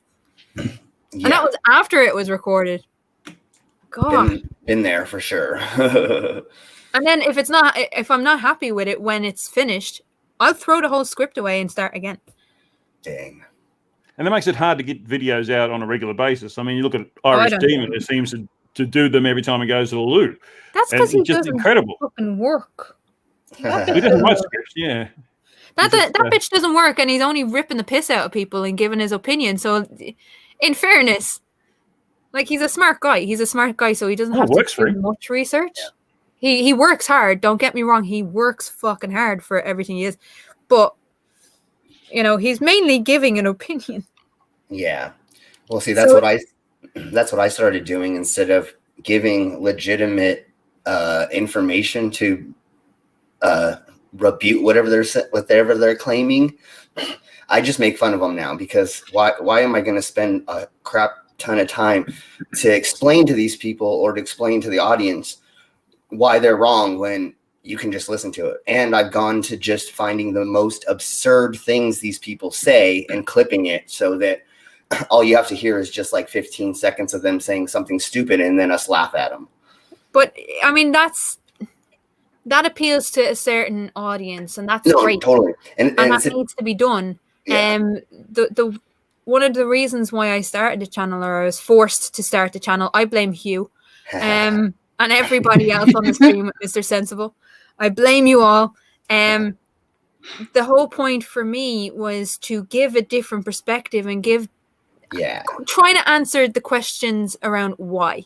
Why do these people think the way they do? Totally. What is it about society that has led them down this path?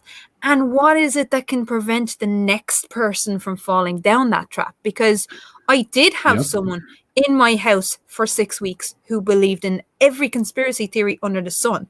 Now, I didn't get rid of all of them, but Flat Earth and anti-vaxxer were two of the ones that I managed to drill out of him, and space denial. Yeah.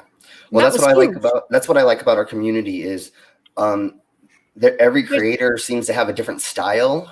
And so that's why I can watch other people's videos and I don't feel like I'm stepping on toes because I have my own style and like I'm bringing out characters and making it a funny format with my style. But that's what I like is everybody has their own style, which helps in all different ways. You know, something clicks with one person and which doesn't click to another person. So hopefully we're all slowly helping that next person who's maybe going to go conspiratorial, not to go that way, you know? Yeah. Or help someone who's dealing with a family member or a friend. And that's why people like Seek Truth, Speak Truth are so important to the community because we need people like that given that perspective. Exactly. Exactly. And I just noticed, Snarf, you just said Joey Rocha for next year's candidate for Dumb Fuck of the Year. He needs to put out more content. Yeah, he's a bit simple. Did you see his last video? He was boasting about how he featured on Simon Dan's video. I've been on his show so many times. It's not a big deal. Rachie 0000 rated on one of Flat Earth Fridays. But well, okay. You said something about people getting dragged into conspiracy theories, but some of them cannot get out because of a sort of a last threshold. I've got a little theory of my own on that, and I've asked Conspiracy Cats to do a video on that. But that's he's a busy man, so it'll probably be somewhere next year. But it's, like it's like Arwen's a it's, good example of that. What? yes, Arwen's yeah, one yeah, who's but, got he, but trapped in he's it, got a yeah. different reason. One of the examples I gave is Spurs, a Spurs chemo. I mean, he sort of he is the reason, the main reason that he is still a flat earther, even though he's bombarded with evidence, and sometimes he even seems to accept it. Is yes, but you still cannot make a working model of the Earth where water is sticking to a ball. And we can, but he cannot understand what he's doing wrong. And that is his last straw, and he's not willing to give it up. You do know that Spurs is an out-and-out Poe. No, he's not. Oh, he No, is. this is a hang-up. Oh, no, he's been caught in so many lies where he's went down the route. He's an out-and-out Poe. But it doesn't matter. Okay. Well, we'll see what Conspiracy Cats can make of it. But it's the same with others, where they've been dragged into it and they accept this, they accept that, and then they have to come up with some things because there's still this little thing that they cannot understand, but they think that is still their own personal proof of flat Earth. That's why they can never let go of flat Earth until that single point has been addressed. Hey, Pip. Hey, Pip. No kidding. Hey, Pip. I always say pie parrot, but Pip. Am I right? Pip for short, yes. Pip for short, yeah. Yeah, but is it still pie looks parrot? like she can't join Yes. us. But, Pie parrot, yeah. Yeah. I have sent her a link, but looks like she can't join us. That's fine, but it's great that she's popped in. So Merry Christmas, Pip. Damn you having a life. Ha ha ha ha ha. I see Gary said Joey wants to debate PhD Tony. Oh, But no, my. coming back to it, the way in which he was talking, it was like he was the guest of honor on Fight the Flat Earth and Team Skeptic and Simon Dan and this channel, all because they've ripped the piss out of him. So that's exactly how delusional he is, and that's proof right there that he thinks that makes him something special from nothing, you know? Yeah. Just like Daniel Pratt thinks he's special because we rip him new ones all the time, and he's like, oh, look, you guys are so threatened by me. No, you're so easy to make fun of. I thought that was so funny when I had my Flirfs Idiots video, and I put his picture up on the title card thumbnail, and I got a comment before the video even showed, like 24 hours before it showed, and he was saying, "Oh, you're trying to grow your channel based on my name." And I was thinking, well, first of all, I've got 6 times as many subscribers as you do, so it's more the other way around. And your name is not mentioned in this video, which you haven't seen yet. So how can you make these comments? And he deleted that comment, then made another one later on. But yeah, he was just an idiot. Oh man, they are special for sure. One thing I never actually said, real quick, before you say what you're going to say, Snark. I haven't told anybody this really out loud, or that I can remember, because I drink a lot on these streams. I used to be a conspiracy person when I was younger. When I was doing a lot of drugs and stuff, I thought that a lot of things were fake and that people were following me. And when I was younger, I actually thought that I was a demon that was put on this earth to stray people away from God and stuff, because I was called a fallen angel when I got kicked out of Christian school. And so certain parts of my life, I went through being one of those that believed in really, really crazy stuff. But then as I started trying to do research, or I began looking into things, I started breaking down those walls and realizing, oh, the government isn't after me. 9/11 is real, things like that. I actually did believe in conspiracies when I was younger. As I've gotten off drugs and I've been clean for 15 years, that seems to help that cloud go away as well. Like, I think a lot of these people are under the influence of drugs, and I think that helps their conspiracies. Morgile is a number one case, I think, where his drug usage is causing him to be in the rabbit hole. Well, I totally agree with everything you said, that drugs have a big effect on it. But I also think that everyone goes through a bit of a conspiracy stage because they haven't, when you're younger, you still haven't quite got all the skills you need to be able to make proper assessments of things. You just don't have that much experience of it yet. Yeah. And as you grow a bit older and you get a more experience of life and people in particular, you figure out how to do that. And, you bullshit feed a bullshit filter is the word I'm trying to say. Yeah. Be pity on me. It's 2:45 in the morning here. It becomes better, and you realise, the government's far too incompetent to actually put forward any particular conspiracy. And conspiracies do exist, but the vast majority of them, first of all, they don't affect you generally, and where they do, it's usually give and take. There's some advantages and some disadvantages, like there are to everything in life. So it's not a big deal, and you don't have to worry about it too much because it probably won't affect you. Exactly. Oh, and it's not even a side note, but I think what Aaron Massa is saying here is very valuable. Maybe you have read that in the side chat. Until very recently in life, I've been racking my brains trying to figure out how to socialize with actual people. Well, for how many of us does that hold so true? Well, it does for me. Thank you very much. I've struggled with that all through my childhood and somewhat after, although I could mask it, and only after a long while was I able to figure out how to deal with people and how to make people deal with me. And there's always some people you can't deal with. Every stage performer. Yes. Everybody who's a stage performer or an actor or actress is the same exact way. The reason we put on a fake facade and go on stage is because we can't handle people one-on-one or in small groups. I can be on a stage and control 200 people, but having a one-on-one relationship with me doesn't work very well a lot of times. I got one great memory of that. It was something about, let's say, a get together with guys who were doing COBOL of all programming languages, and and something went down with the projector, and somebody said, like, let's say the guy on the stage said, "Can anybody do a song and dance while the technician is able to hopefully fix this?" And I said, "Well, I don't have a song and dance, but I can help you out." And I gave him on the spot, off the cuff, a sort of a pep talk, and everybody loved it. And that's exactly what you said. You're speaking to 200 people, you don't give a shit. Yeah, because I can make there a wall, or I can make it so it's not focused in on anything. I can just generalize it and just be like blah blah blah, and that's why my shows are comedy shows, because I just get on stage and I can just make people laugh. Like, most of the jokes that I say in my shows are just off the cuff, like something's happening in the audience or something, and I'm just, going on the fly of it. I absolutely love the videos you have where you're performing, by the way. You are a natural performer. I love the way that you work with the audience and you do the things you do. It's just amazing. Thank you very much. That's where I feel at home or natural, is on stage, and it's really tearing me apart that I haven't performed in 8 months in front of an audience.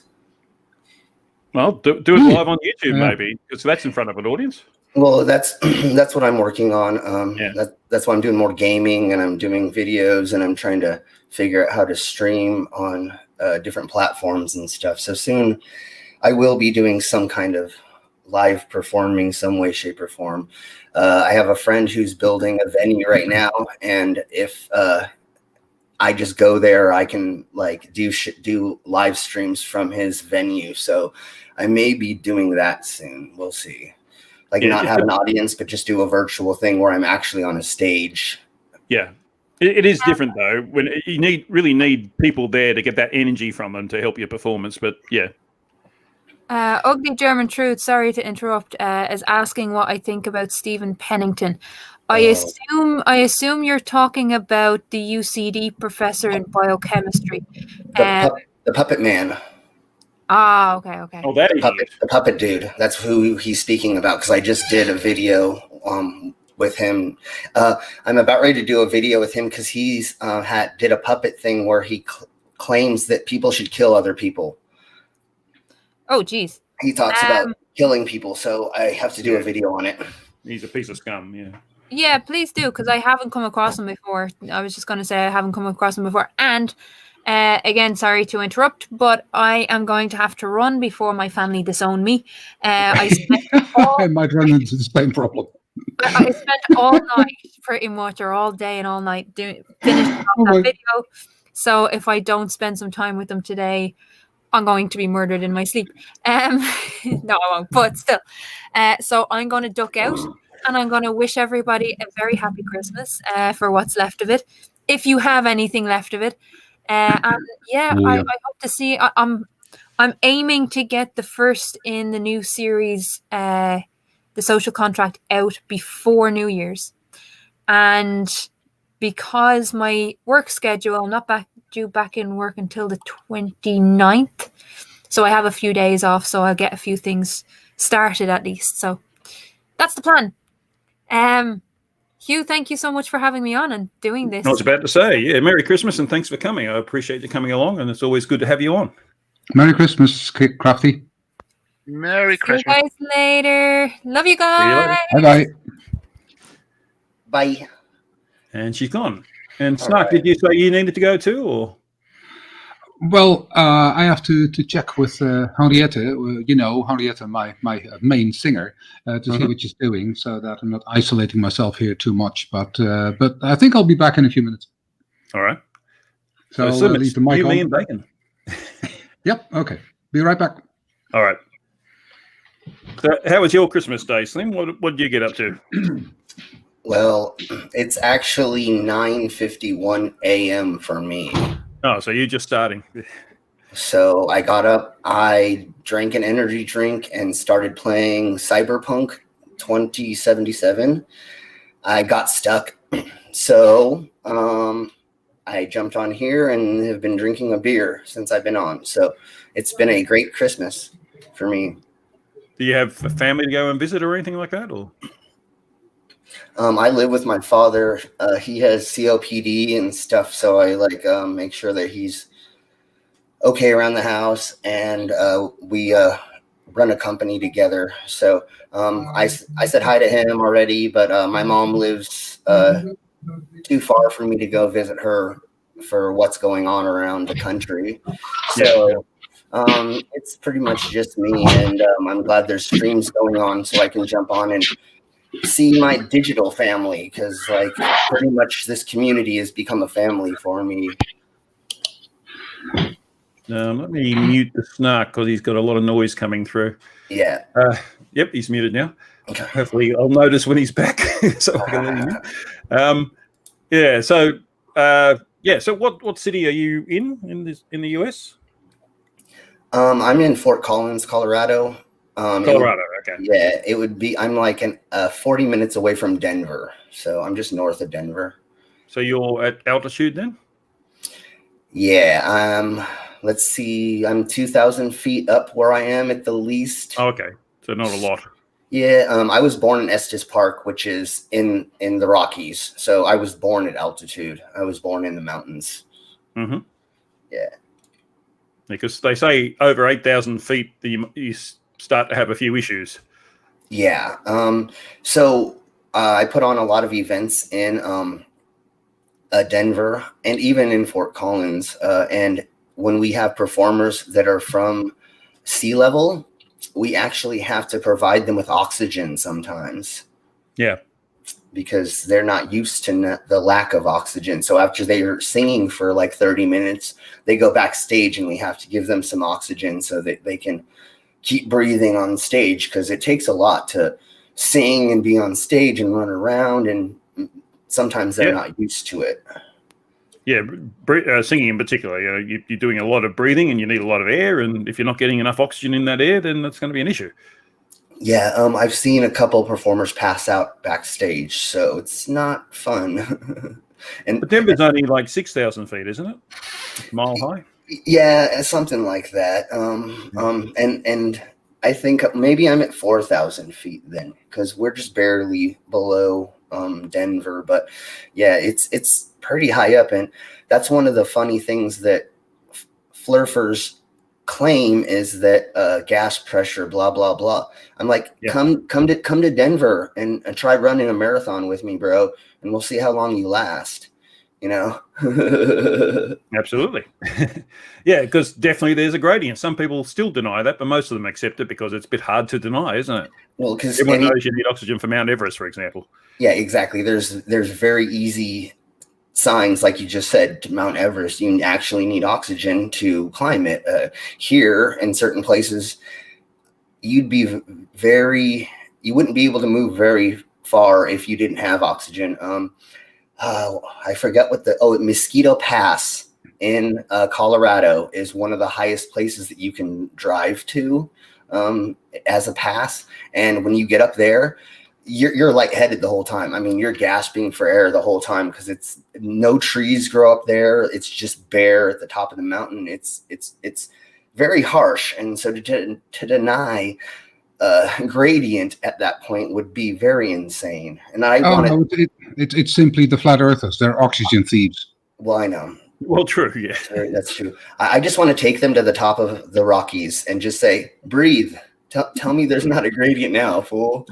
But yeah, well, it's all willful ignorance on their part, isn't it? So, well, they want to feel special. That I feel like the more that I look into this, in their life, they have nothing to feel special about. They never did anything with their life. They don't have any accomplishments. They don't have direction. So this gives them all of those things. And then a community too, you know? Yeah, Raleigh is the perfect example. I mean, well, we're not even, I've seen evidence that it might not be real, but he apparently has a law degree, but he's never worked as a lawyer. So he was on a path to be something.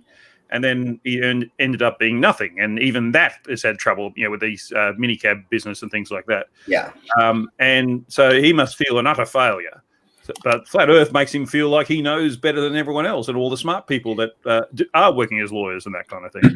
And this little community gave him a platform, or they put him on a pedestal, kind of too. He's one of the, and I'm using quotation marks as I say this, one of the famous ones. You know what I'm saying? Yeah. Even though he's only got 6,000 subs, so it's not like he's got a lot of following. And even that, Mr. Sensible said about them when he looked at his statistics, because you got that site which looks at how your channel is built up. What's that called? Right? And he was looking at the spikes. He said, and it goes down, goes down, goes down. And then it goes up by 200. Goes down, goes down, goes down, goes up by 200. Hey, he's buying subs. And he apologized immediately, Mr. Sensible, he did, because he said, I don't have any proof, but you might look into that and see if this happens anymore, because it might just be the case that he's buying subs. Well, it stands to reason in the sense that his ratio of views and likes is not very good. If you look at 6,000 subscribers, it doesn't add up. Yeah, exactly. And that's what's funny is you can tell these things if you just know a little bit of math or know how to do some kind of. Yeah, what's the trouble? They don't. Well, I totally. That's what I think is so funny is.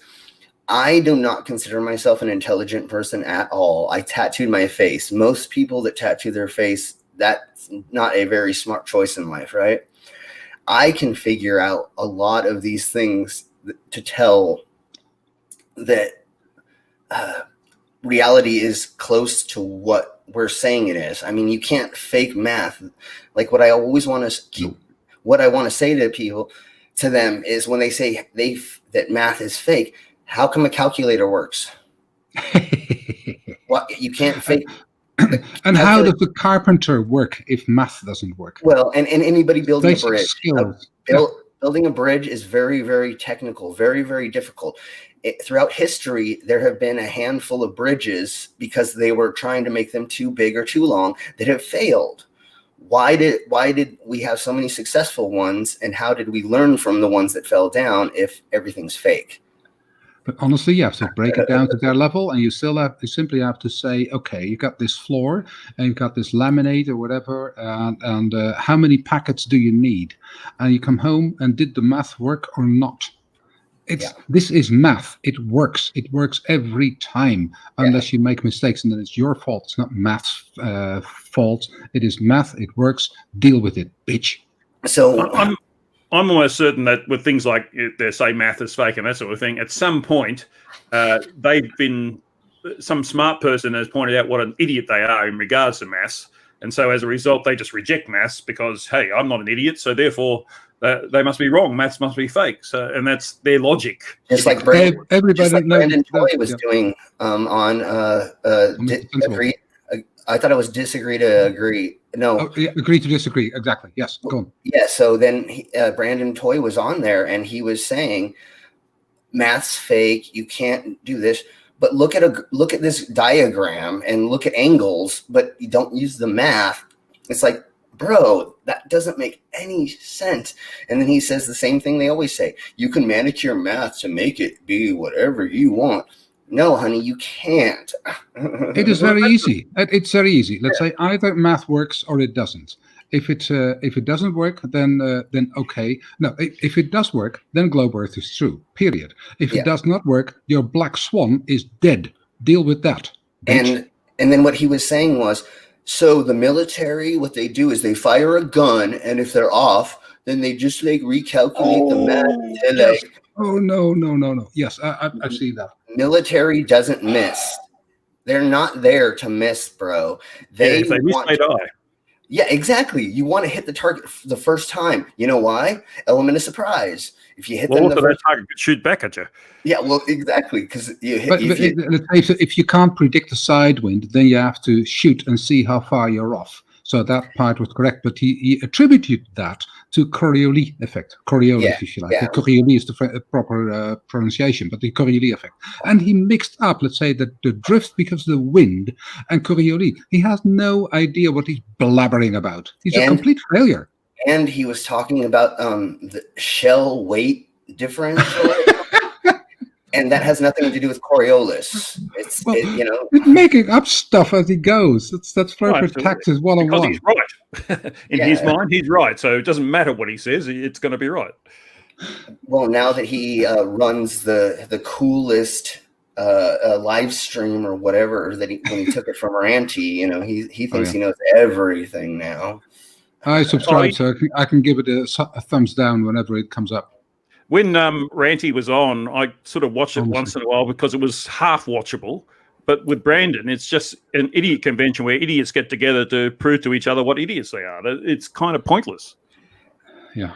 The memes they put on the 24-hour Flat Earth Discord is insane. Oh my gosh, you look through it and it's just a tiny meme with a picture of space and then them saying it's fake and then everybody below it going, ha ha ha, look at these idiots. It's like, you didn't prove anything. You just showed. You just said it. Yeah, exactly. You claimed something with no background or no proof. Never mind. But that's the thing. They build this world around them and it all makes sense within that world. But if you test it with anything, it doesn't work at all. So, that's the funny thing about these double live streams, where Agree to Disagree is live, and also Ranty, i.e. Brandon Toy, is live. So you can look at the comment sections of both and see what's going on there. Now that is interesting. Ever tried that? I have actually. Yeah. Oh, Agree to Disagree. I tend not to watch that very much, but yeah. No, but then you get the other side, and then you see what they say about cats is being completely destroyed and things like that, and it's where, when, why, what are you watching? You must be looking at something completely different. It's close to unbelievable, but it's there.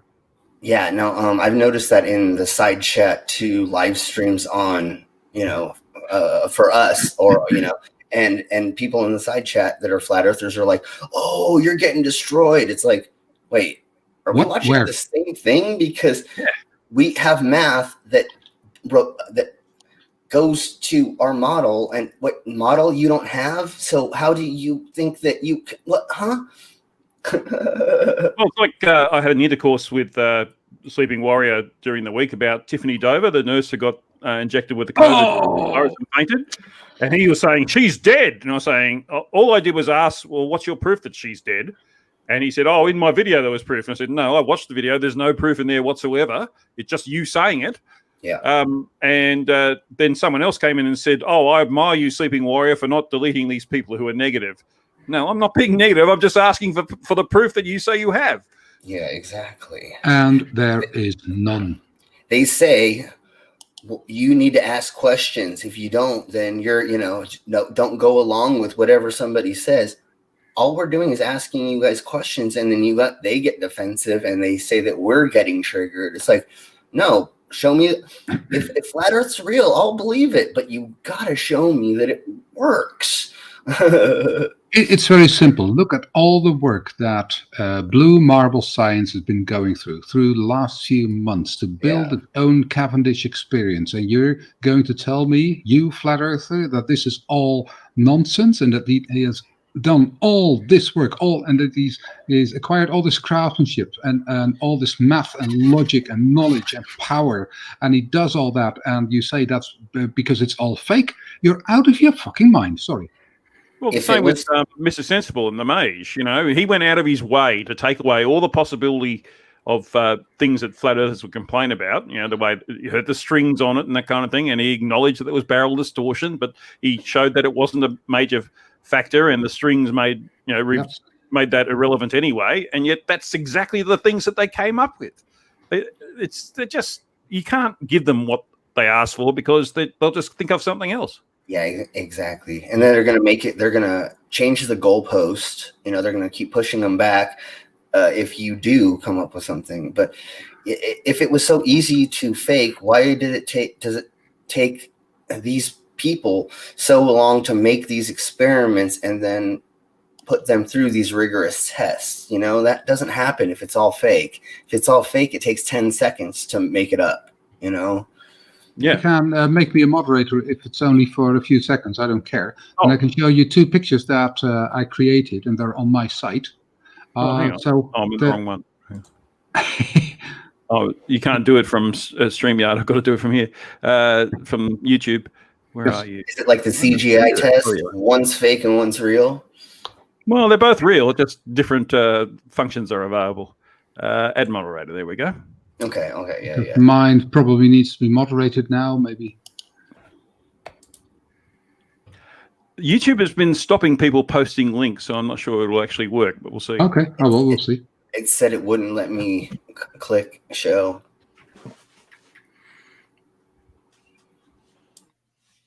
Those 2. Oh, well, that seems to work. Okay. Because I'll I get error. Try again when I've got it show hide, and I click show, and it says error. Oh, that was the first one. I get you. There's 2 links there.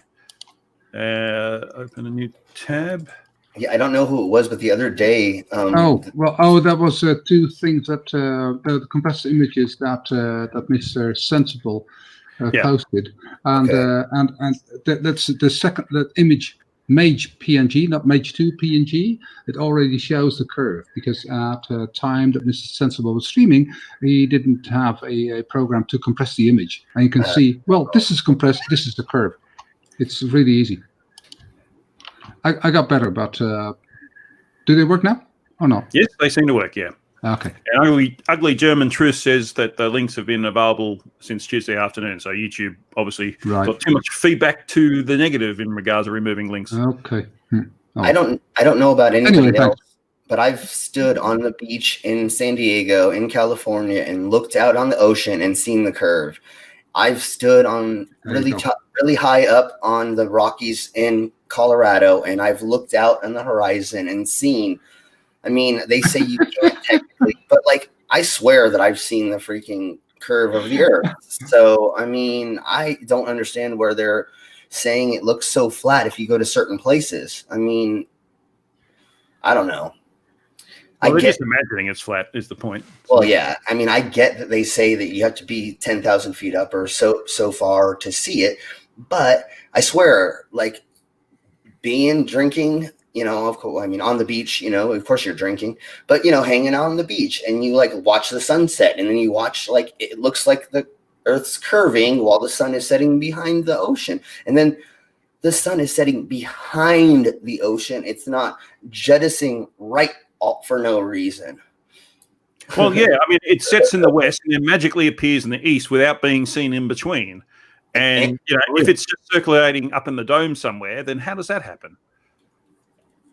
How do we not notice it getting around to the east for the sunrise? Well, and it would jettison to the right always. Oh, well, okay, that doesn't make sense. But it would always be jettisoning to. If you were facing east, it would always be going to your right. You know what I'm saying? If it was round, because the sun would be going around and not down. You know. Yeah. Correct. And another thing, I was trying to get some people involved, but I only got one response. We just had the solstice, the December solstice, where the sun is over the Tropic of Capricorn, and flat earthers agree with that. That's they say that the sun is over the Tropic of Capricorn on the solstice. But if you go further south, the days get longer, which means the further south you go, the closer to the sun you are, because that's how else could the days be longer? Yeah. But that's the exact opposite of what the flat Earth model predicts, because they should be, because you're moving away from the Tropic of Capricorn, the days should be getting shorter. Yeah. And then German is got another point. A black swan, it doesn't prove anything because that's a variable that you can take out or put in, and you need a constant for something to actually be proof. And black swans aren't a constant. So you can't show me a black swan and tell me that disproves something. Yeah, well, Gary Stewart just asked, may I please ask why flat earthers keep talking about the black swan images, please? And the answer is because they're idiots, is the short answer. And the longer answer is because they've got nothing else. They just cling to something that they think might possibly. Yes, we're still live, Wally. You want to come in? Yeah, we got a legend in the chat. Yes. Oh, he's my mentor. That's one of the things that I say is all sciences and all maths work together to make our model. So how can you even if you poked a couple holes in it, there's still so much foundation to the structure of the model that you can't disprove that. What I like to tell flat earthers is if gravity is not a thing, how do I make the weights that I hang from my nipples lighter? Yes, it'd be useful to you, wouldn't it? Yeah. What can I do to make things lighter so that I can have a magic floating power so that when I do my act, I'm actually not lifting the weights from myself, you know? If gravity's not real, how do I swallow a sword and not kill myself? I bet that hurts too, the weights anyway. I don't know about the sword. Well, all of it's not fun, but the weights on the you know, I lift a full-size keg from my ears. How do I make the keg lighter there, sir, so that I can do this easier? Helium. yeah, put helium in it. So, you know, I know math's real, and because I use it on my body every single day when I do my shows. Because it's all physics, it's all math, it's all weight. If I do it wrong, I actually have blown out my ear live on stage lifting a keg because I accidentally had 10 pounds of weight sitting on top of it that I didn't notice I had. I guess you know the limits of your body too. Yeah, and so if all the science is fake and we live on a flat earth, I would be able to fly in the sky. You know, I'd be able to do whatever I wanted in this fantasy world they have. But no, because we live in reality, I have certain constraints that I have to live in. If I don't pertain to those physics, then I actually hurt myself and I can go to the hospital or die. Yeah, especially with a sword in the throat. Yeah, exactly. So I have firsthand proof physics works. And I've done it wrong, and because that's the way to prove it. I've done it wrong and actually almost killed myself multiple times. You see, this is Wally humor. HUGH JARSZ, almost a video length for the flat earther. No, I always laughed so hard. At the time, we were still pounding away on Nick, like, oh, that seems all right, Nick. And then, no, Nick. No. It was always, oh, Wally has got another video. I must see that. And it's still with level Earth there. Okay, it's comedy gold. Thank you very much. But German truth. He's just a crazy guy, isn't he? It's just amazing how he continues just to deny everything. Oh man. Yeah. So ugly German truths. I don't use lotion. It's lube. That makes everything easier. Lots of lube. Well, for you, lube is life. Yes, it is. It is. Yeah. Haven't heard from Bacon Earth for a while. You still there, mate? I'm still here, but I'm actually going to have to go now because I have a few other phone calls to make just to say hello to people on Christmas Day. But thank you very much for the stream. It's been a fun and happy Christmas to everybody listening. Merry Christmas and thanks for popping Merry by. Christmas to you. Cheers, mate. All the Bye-bye. best, folks. Bye-bye. See you. Oh, he's gone. All right, cool. Yes, for Wally and I, we're both in Brisbane, and it's 3:15 in the morning, so it's not the best Wowzers. time to be doing things, No. but hey, it's Christmas. Absolutely. Yeah. So, well, I saw that my last link worked. It's simply a link to an image, one image with two compressed images of Mr. Sensible's mage, and it shows the curve. I mean, undisputably. I mean, it's goodbye. This is no more flat Earth. Well, That's we've been done shot- so many times, yet they still argue the point.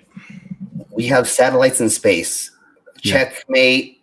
You know, I mean, like, seriously, like, that's all you have to say. And you can take photos of satellites in space. So, I mean, really, that's kind of everything is a killer for it. That's why it's just become boring to me. I've kind of gone to the soft sits. Have you heard of targeted citizens? Or it's called something else. I forgot. No, it's Moors, it's sovereign citizens, and First Amendment auditors. No. There's this new thing where these people think the government are making their animals sick. They're breaking into their house in the middle of the night and poisoning their animals. They are switching their remotes around. They're moving their glasses. They think the government is breaking into their house and like doing things. They think people are following them in public. It is a crazy conspiracy. I hit on it on Crazy Shite 2 episodes ago. I talked about it. This conspiracy is really, really weird. And unfortunately, I think most of the people have a mental disorder that believe it. And that's why I'm going to try to do more stuff about mental health when I talk about it and not as much making fun of them. We need that, yes. It is that. I just wanted to react to Where's Wally, you said about Leo. Simon Dan's latest video got Adam in a deleting frenzy. I mean, Simon Dan with his 400,000 subscribers. It's scary, but it works. I've seen that because I wanted to give him a downvote, and I couldn't even because the video was no longer there. Yeah, well. I like that when Simon Dan puts up a video and it's really about somebody who puts up whatever bloody nonsense. I like to go there, and maybe I was the first to do that, and simply leave one comment. You've been Simon Dan. And there's so many people who do that now. And then you can see it's got 100 downvotes or 1,000 downvotes and only a few likes, and it's yeah, well, okay, you're done. But that's why we have debunkers for, to show to those guys how crazy they are, and to show to their followers, well, you are very, very alone in your bullshit. Yeah, so it's called Targeted Citizens, and let me look up the other word. Not something new. Oh, it's so crazy. So Gary, let me find a link for you. But dude, this is. I'm trying to look into like the new conspiracy theories. Like there's this lady who said that on the 21st, the dimensions were going to split, and the woke people were going to go to the 5th dimension because the 5G. She said that's what the 5G means. This is a 5th dimension. So they were going to also. I mean, the thing about 5G, if you do any search whatsoever, you know that 5G stands for 5th generation. I know. It doesn't mean anything like that whatsoever. I know, it's so funny. So that's what I've been finding the other weird side conspiracies like QAnon, you know, like I've looked into that and I've done some videos on that. So I'm delving into the weirder stuff because I have more fun with that. Well, it's amazing that there's weird stuff like that out there. It's just humanity's capacity at times is just amazing. Yeah. Stupidity, I mean. Yeah.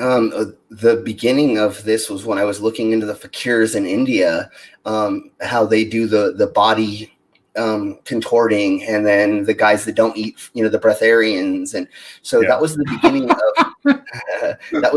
of my looking into this when I first began starting my oddities tent, and when I first began starting my sideshow, I was looking into these weirder things and seeing how can I use that on stage, like obviously not doing it, but doing contortionism, glass walking, glass eating, sword swallowing, all these things the fakirs do, but they make a story behind it why they can do this. When they were born, their mama looked at a goat and they're like part goat now, and they have all this mythology behind it to why they can swallow a sword, or why they can eat glass, or why they can twist their leg. So my beginnings of this was actually looking into conspiracy theories from the past.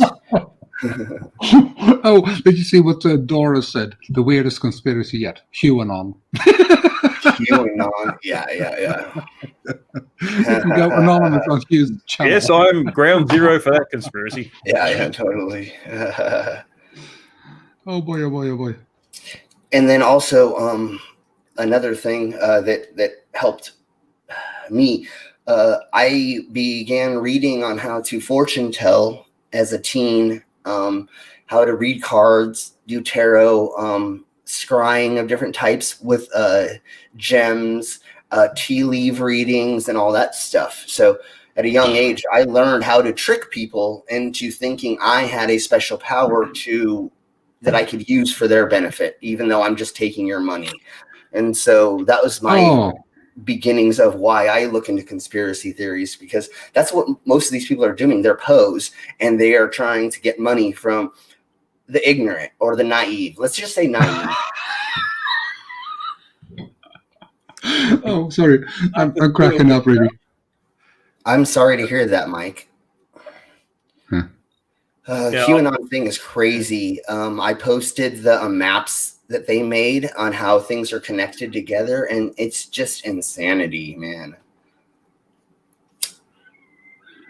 All right. Yes. Oh. Well, I checked with my housemate. Let's say it must have been 20 minutes ago, and I think by now it's time to get some dinner on the table. Maybe some light Christmas dinner. Nice. So I think I'll have to leave you here. I find it highly amusing. Thanks for reminding me, Hugh. It was highly enjoyable. I wish you all a very Merry Christmas, continuation of, and speak to you again soon. Yes, we will do that. We've got to do that song. And so Merry Christmas and enjoy the rest of your day. You know where to find me. Leave the text. I don't know what happened to them. They must be in the chat somewhere, but I didn't copy them. But anything you have, drop it in we'll Discord. We'll work on it. On it. Okay. Thanks all. Cool. See you soon. Bye-bye. See you later. Thanks for coming. And no, he's not gone yet. Or am I? What am I in? No, Streamlabs? He's still there. He's muted. Oh, there he goes. Dave. Hey, Dave. Dave? He's in this chat, side chat. Oh, okay. And Gary, all you got to do is just Google search targeted citizens, and you'll find that conspiracy. It's silly. Well, all conspiracies are silly to some extent, aren't they? Well, certainly the ones that get pushed by nutters. I mean, back in the day, I guess they were kind of like wives' tales, like, don't eat 30 minutes before swimming, and things kind of like that, which it on face value, some of them seem kind of normal, or it could be possible, but then you look into it and you're like, oh, that's really crazy. Or like contrails, or they say chemtrails. It's like, just take 5 seconds to look into it, and you're like, oh, like water but that's vapor. the thing, I guess. They don't want to believe it's not what they say it is, so they just ignore the facts and just stay in that little rabbit hole. Well, like anti-maskers, they just want to believe that it's bad and God says they shouldn't, just so they don't have, they don't have to get out of their bubble or change anything. But if they did 5 seconds of research, they would realize, oh, it's going to make everybody healthier, and this is going to go away if we just wear it for 10 minutes when you're outside. I mean, so silly. While he's saying that the Mandela effect makes some people believe Roman numerals for 4 on clocks have changed from 4 I's to IV. Yeah, the Mandela thing is completely crazy because our memory is based off of electrical responses inside of a mushy thing. It's not made like a computer to where it's going to be hardwired or a actual saved memory. So of course you're not going to remember something that happened when you were a kid. Like you're going to think of it, see it differently. Well, not remember it properly, yeah. Why would that not happen? That doesn't make any sense, Plus, every cell in your body gets replaced every 7 years, so your memory is going to be affected at some point by that, just by corruption, really. And then... so, you're not going to remember things properly. You've got a different perspective as an adult to what you were as a kid, so you're not going to remember it in the same way. It won't mean the same thing, and there's lots of reasons why memory doesn't work. They have done multiple studies where they have found out that from eyewitness experiences, the more that they ask the person, the more obscured it becomes from the first time they told it. And what they found out from doing like neural patterns in the brain by hooking up the neural things, when you recall an account, you are remembering it the way that you told it the last time. So every single time you tell that account of that story, you're distorting it more and more and more, because you caught the fish that's 6 feet long when you actually caught one that's 4, right? So when you told it that you caught the 6-foot fish, the next time it's going to be 8. So you're going to distort your memory. Your memory will be distorted every single time you try to recount that and tell that story to somebody. Yeah, most memories are memories of memories. If you think back to your earliest memory, you're probably remembering the last time that you thought back to your earliest memory, if you know what I mean. Yeah, exactly. And so you're diluting or you're convoluting the memory. The accuracy of it, yeah. Yeah, and so, because there are many times where, have you ever told a story and then somebody took a video of that event and then you watched the event and went, oh, wow, I didn't do what I thought I did, I thought I was telling really clever jokes, but now that I look at it, I was really drunk and making a fool of myself. Well, possibly, but also it's understanding of the events as well that changes your memory. I remember often at work, I was absolutely certain everyone said yes, we're going to do this, and then I talked to them a day later, and they all have completely different ideas of what this was. And I was saying, no, I thought I was very clear. And I repeated on what I said, and they said, oh, yeah, that is clear. That's different from what I remember. Saying, no, it's exactly the same as what I said. Yeah. I'm reading off the notes I make. I always make notes so I can read them out, and so we'll get consistency. Anyway, it's just funny how it works that way. Yeah, exactly. Everybody's individual experience is all different because the person next to you can be reading body language different than you are. And so they think that there was a stressful situation happening where when you saw it, you didn't see that. And so that can change things. Yeah, your interpretation is going to be different. Yeah. Yeah. Just your emotions can change the way that you saw a situation. Well, not just your emotions. Emotions are a big part of it, really. How you feel about a situation is a big part of the memory of it. And I have, so almost every time I do a performance, I have somebody taking video of it so that I can look back at my performances and I can see where I need to change it, what I need to do to, make it more smooth, or what people didn't like, what joke I shouldn't tell anymore, right? So I am constantly thinking something's happened at the event. And I'm like, that was the greatest show I ever did, right? I go watch the video and I realize that wasn't the case. You know, the audience wasn't as jazzed about it, or I had hecklers, or that I if the person is taking a video from the behind and I can watch the audience's reactions, right? Well, I did something and I noticed half the audience left. Well, I didn't notice that when I was performing, you know? So again, it's all about your interpretation of what's going on for you. Yeah. Because your perspective is going to be different from someone in the audience, from someone who's on backstage, and so on, and the guy filming it. They're all have different ways of looking at it. Yeah, the sound person, the person who's, you know, the roadie, you know, everybody is going to have their own perspective, and they're going to see it all in. So, yeah. They're all own focus, really. It's more about what they're focused on at the time, because they've got a job to do in those particular situations. Yeah. And sometimes I think I did really well with sound or something, and I get off stage and my sound guy's like, hey, don't eat the microphone, you know? You're like, oh, yeah, pull that away from your face when you're talking, because I yell when I do shows. So, you know, hold the microphone a couple inches away from your face and, you know, not on your lips.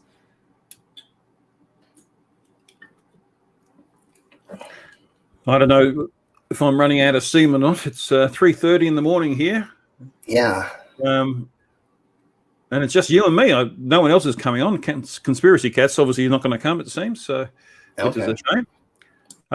He was interested. He's told me personally. So when we can't convince Waller to come in, it seems he needs to sleep as well. But hang on.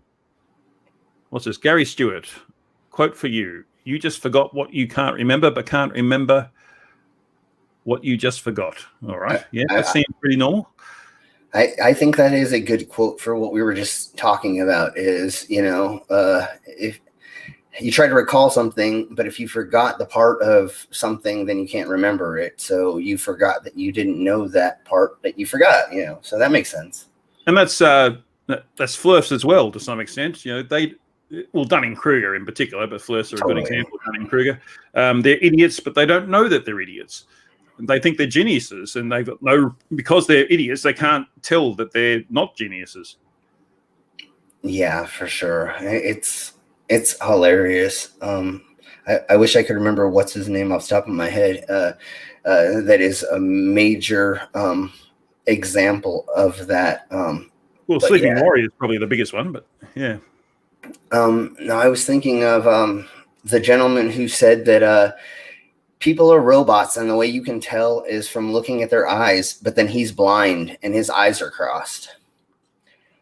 So so it's not Hans Wormhat or anything. Oh no, it's not Hans. I can't remember. I'm a little tipsy. But anyways, it's the same. It's the same differences. They all are so naive to any evidence that they'll even claim evidence that proves that they're whatever they just claimed. You know, you're like all the time, yeah. It's so funny. And they just interpret it in a way that they think supports them. It's just Mark Steele. What objective is? Mark Steele is one of the hard-headed ones for sure, man. Yeah.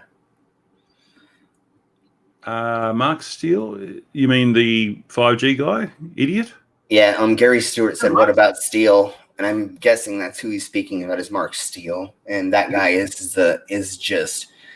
Isn't he the one who burned down 4G towers and thought they were 5G? I don't think he actually burned down anything. There was an idiot who did that. Oh, okay. It wasn't Mark. But he was pushing for burning down 5G towers for no reason. He says they're weapons, yeah. They're directionalized weapons, even though there's no directional thingy on an antenna. What? Yeah,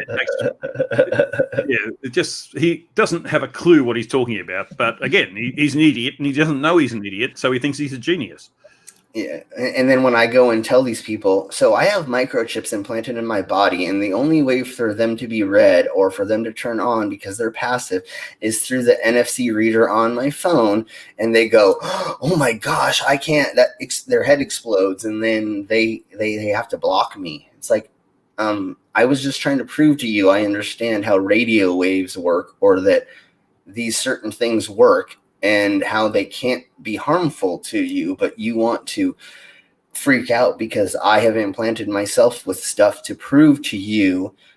I didn't just do it to prove to flat earthers that stuff works, but part of it is that I just wanted to like use the technology to see how it worked. And I'm very, very close to putting my credit card up to my microchip so I can swipe my hand to pay for stuff. I'm very close. How often would that be? Yeah, the coding is in English is almost there. In Sweden and in Germany and I think Austria, they have the coding so that you can pay for stuff with your microchip. But it was all in Swedish and in German, and I can't translate that very well. And my bank account won't work with another language. So now that they've changed things and they've made wireless payments through my bank, I should be able to get that code, put it into the right coding, and then put it in my microchip, and then I should be able to swipe my hand and pay for stuff soon. And imagine the first time you get to do that, and everyone around says, "Oh, wow, how'd you do that?" You know. Yeah. Oh, I'll be taking videos of it, and it'll be great. But it'll be so much fun to just go somewhere and just say, "Swipe my hand," and they're like, "What?" No, take your little scanner and scan my hand. You know. You'll have to wear a RFI blocking glove though, in case you accidentally pay for things that you shouldn't be. It's going to be like the same thing with the contact list payment, where like you do it on the pad and then it goes to the screen and you got to sign. You know, it's not an instant as of right now. So there's still a couple steps to make sure that I wouldn't be just paying for stuff. But yeah, I totally get where you're getting at. Yeah, because a lot of people who don't have the RFI blocking wallets, a lot of people have scanners who are scanners who are scammers. Are trying to capture those codes so that they can reuse those on the internet. So then, if you're not locked off, people could grab your details. That's all. So, and then the microchips that I have are triple encrypted. So they already have encryption on them, unless you have the reader that's looking for the right thing to read my stuff. So they're not technically open source, or just open for anybody to steal the information. So they're already safe blocked technically. Absolutely, yeah. I haven't had much of a chance to talk to you one-on-one before, and there's a question I want to ask. In your avatar, you've got the tattoos on your face tend to light up. Does that happen in real life as well? Is that something you can achieve? So I went through 8 hours of UV ink tattooing all over my whole body. Right. So under a UV light, it shows up? Is that what you mean? My the blue that they used in my face, as well as the UV ink, my face will light up to some extent. Unfortunately, UV ink has so tattoo ink is made out of minerals that they grind up and they put into a paste, and that is technically injected under the dermal layer to stay in there. And the reason why we use natural minerals or rocks is the body doesn't try to reject it, because it's a natural not a toxin. Yeah, and it's if it was there's a lot of tattoo inks out there that they use fake man-made process to make their pigment, where I usually use Japanese ink, or we use ink that are FDA approved, and all of those have natural pigments inside of it. so the body wants to hold them in. The UV ink that was tattooed into me was not FDA approved at the time. Candy ink UV is now approved. So when she put the 8 hours of ink into me, most of it fell out. Yeah. And the other thing that we didn't know at the time is you had to have an LED UV light to make them glow. So just walking through a nightclub that had tube black lights didn't make it glow. So it was fun and an experience, but it was kind of fruitless because I spent 8 hours in the chair for almost no reason. Well, it had to be tried, I guess. I guess you could have tested it on your hand or something, and if that worked, then you could have gone for your face. But yeah, yeah. What happened was I had my tattoo artist drove 6 hours to come and see me, and so we just spent as much time in the chair as I could stand, just to get it done because she was only there for a little while. So instead of just doing a small patch and seeing how it worked, we just let her run ink in me for 8 hours. And then I did a show afterward, and I pierced my throat 10 times on stage after getting tattooed. Then after that, my homegirl who I was living with at the time said that the drummer for the Dawn of Ashes band was having his birthday party at Milk Bar, which we helped run. So we went out and partied until 4 a.m.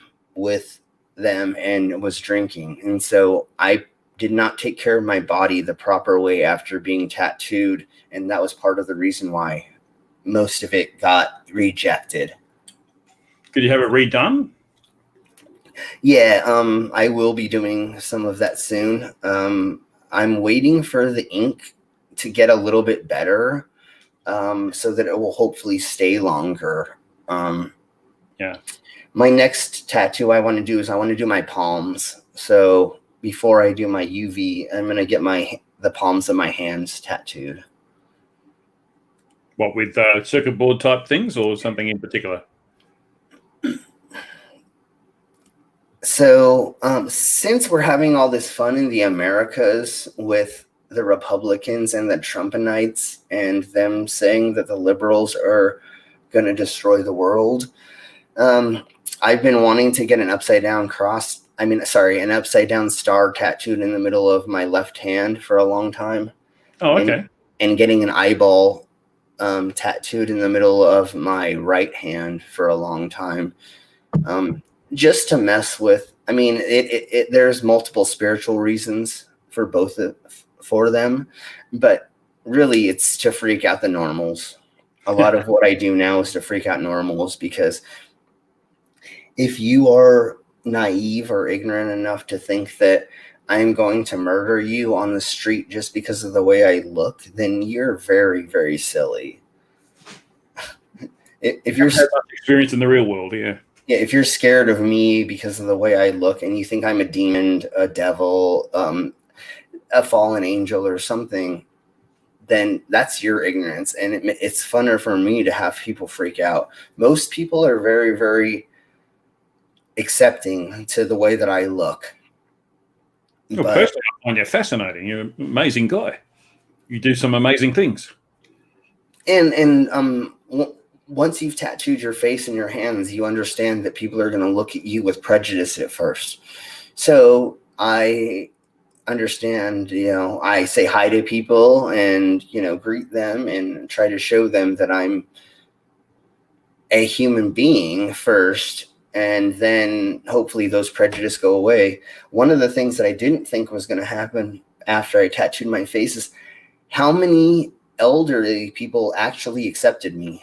I'd be standing on the street and an old lady would come up and there's 20 people standing around me. And an old lady would walk up to me and go, "Excuse me, Sonny, what time is it?" And I'm like looking around going, why didn't you ask anybody else? So yeah, all the people will choose. Yeah.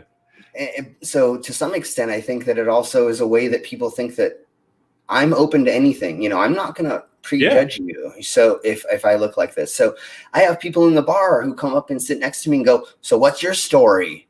You know, I mean, it's an icebreaker. It makes things fun. I could be living a boring, I mean, I wouldn't live a boring life because of the stuff that I do, but to me, it would be less boring if I didn't modify myself in this way. I don't suggest it for anybody else, but it works for you, for sure. Yeah, for my lifestyle and the way that I live my life, it makes things more fun, and it's another proof that existence is not what people tell you. Absolutely. When I was thinking about tattooing my face, I talked to a lot of people, and they said, restaurants, grocery stores, establishments are not going to let you in as soon as you tattoo your face. You're going to be you're not going to be allowed in a lot of places. People are not going to talk to you. There's going to be a lot of negativity. And then I did it, and I really haven't seen very much negativity. I mean, if I went around telling everybody to fuck off, yeah, that would probably happen. But I feel like I'm a jovial person, and that I'm very open, and that I don't care what you're doing or what you ask me or what's happening. So I'm inviting to some extent.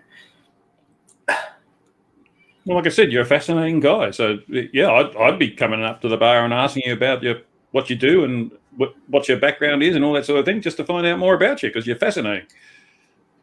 And then instead of being negative, I will say, hey, yeah, let's have a conversation, and let's be friends, and let's have a beer. Here, let me buy you a shot or something, Yeah. So, yeah. I was just thinking what you said about the little old lady, though. People forget that the little old ladies of right now were the flower children of the 1960s. So, it's they've had their rebels in the first place against the establishment. So you don't expect them to conform to the little old ladies of 20 years ago who were the World War II people. Yeah, definitely. I definitely see that for sure now. And that makes sense, because I noticed that a lot of these, elderly ladies are the ones who will come up and talk to me. Like, I'll be standing there or, smoking a cigarette or drinking a beer on the, on the outside porch of a bar or something. And some old ladies walking by, she'll stop and start talking to me. I'm like, what's going on here? Like, why is I don't mind it. I love that. But it's sometimes you're sitting there going, why did you pick me out of everybody? And then when I have spoken to people about why that happens, and they say it's because you're open, you're seem like you would not be prejudiced. So I'm going to talk to you first, because I can tell you anything. I could tell you I killed somebody and you probably wouldn't freak out, like. Or maybe it's the little old ladies just think they can pull you. Yeah, well, yeah. Cruising for a piece of ass. Yeah. It's 75 years old. Yeah. Hey, I wouldn't say no. I mean, give anybody a good time if they ask nice. I've been there, done that. I actually dated a lady who babysat me. So I lived with someone who changed my diapers, and we dated for 2 years. So yes. that was very interesting. Mm-hmm. We were hanging out one day, and she goes, "Wait, what's your last name?" And I told her, and she goes, "Wait, is this your uncle?" And I said, "Yeah." And she goes, "I babysat you. I changed your diapers." And I'm like, "Oh my goodness." Yeah, I remind my children, and I change their nappies, and they get horrified that I say that, because that means I've seen their bits and things like that. Yeah. And in fact, in the case of the girls, I had to clean out their bits of all the poo and things like that. And you don't do it in any disgusting way. You do it because it helps them. Yeah. If you leave it in there, it's going to cause them a lot of problems. Yeah, totally. But they don't see it that way. When you're a teenager, you think of people playing around with your bits, and that's just a horrible thought. And what I was saying earlier, when you're at a different age, you look at things in a different way. Exactly. Yeah, for sure. So you interpret the same event in a different way. Yeah. Yeah, German. In a couple years, I could return the favor for sure to her. But yeah, I don't see her anymore. So Yeah, I think the oldest woman. In fact, I've had a couple of women who are 13 years old, or 13 years older than I am. But apart from that, most of them have either been around my age or a little bit younger. I don't think I've gone as far as the little old lady or anything like that. So. I've been with over 100 people, and they've ranged from everything from every let's say over 18, of course. From everything, every type of human. Let's just say that. Yeah.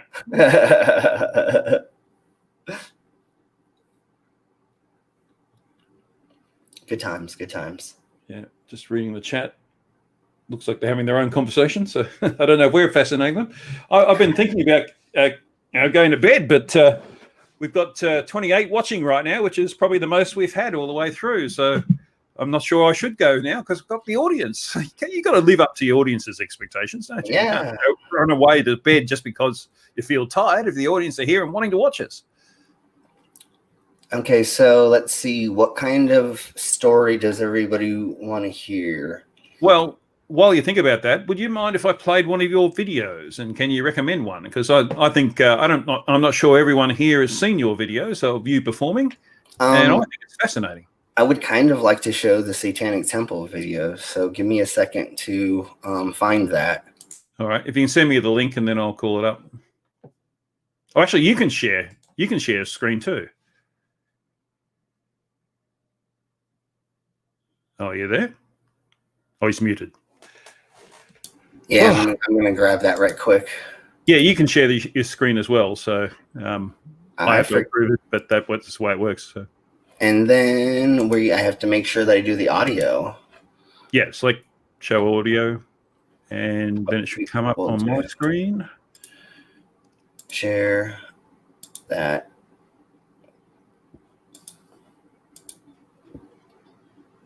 Oh, there it is. All right, so add to stream, and make it big and play.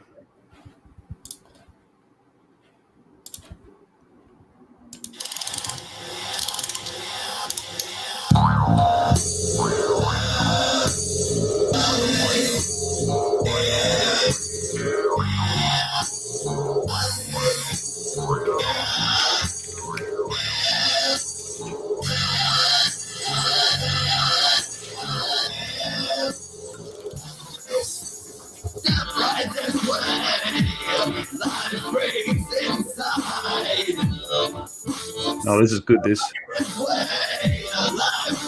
It's not a fake spoon.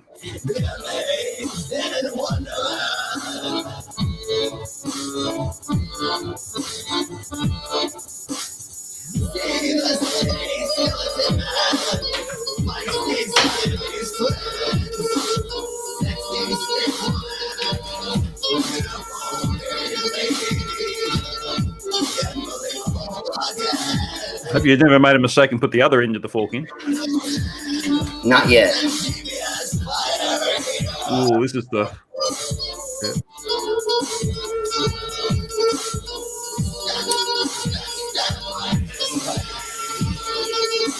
That's so awesome.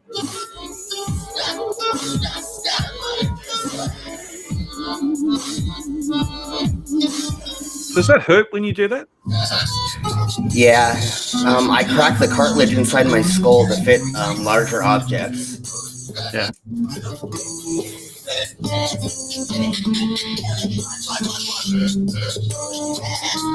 And the music is all done by me.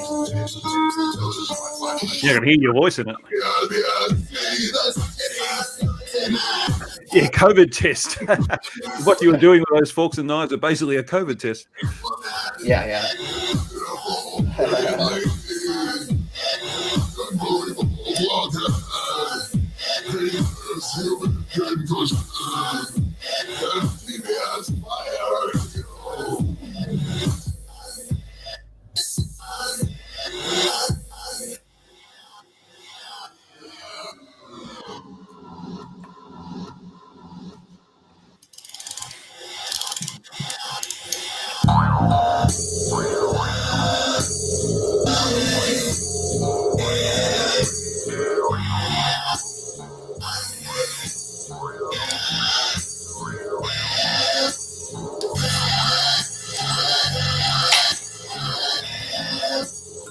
Oh, that's the painful bit, the way you get them off. Yeah, it hurts. And this hurts too.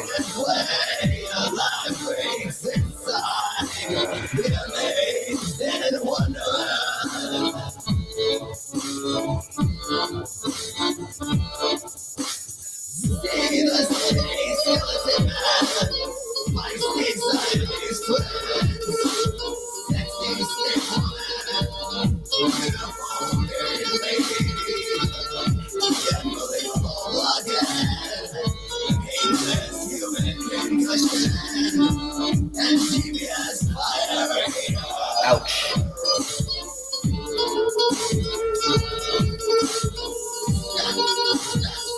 You know, those things don't have any teeth on them. No, those ones don't have teeth. To cut your fingers off with it, isn't it?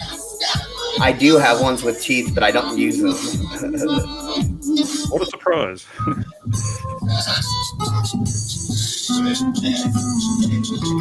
So that's the thing that I'm asking flat earthers to tell me how to make it lighter. Yeah.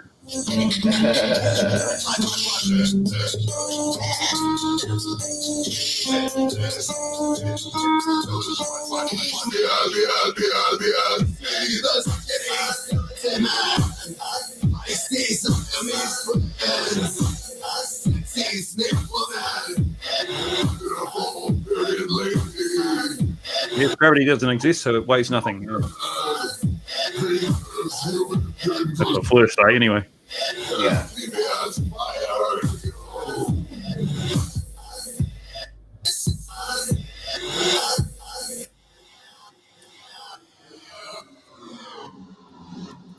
So, like, this glass walking is like an old fakir act. Yeah, like from India. Yeah, from India, yeah. They used natural glass because obviously they didn't have beer bottles 2,000 years ago, but they took natural glass and they would walk on. Yeah. Right this way, life freaks inside. Be amazed and wonderment. See the skinny skeleton man, feisty Siamese twins, sexy snake woman, beautiful bearded lady, the unbelievable blockhead, painless human pincushion, and devious fire eater.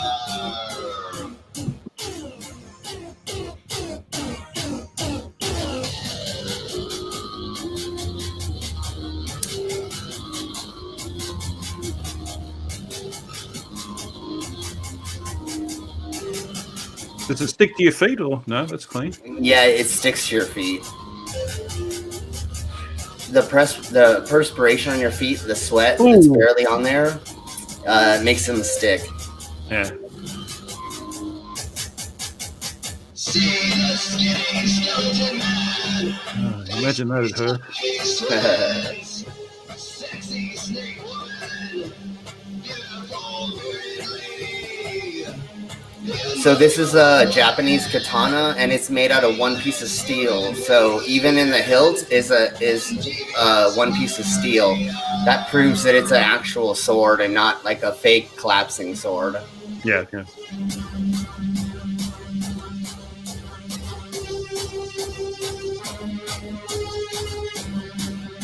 And it's curved, so there's no way for it to collapse. Yeah, it wouldn't fit in the handle even if it... Yeah.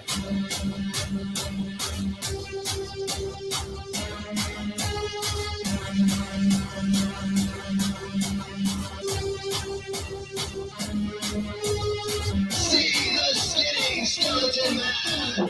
Feisty Siamese twins. Sexy snake woman. And then I have a tongue, yeah. Yeah, my split tongue.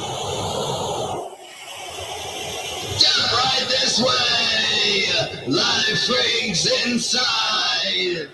Be amazed and wonderment. And here's the proper etiquette on how to swaddle a sword. Right this way, life freaks inside.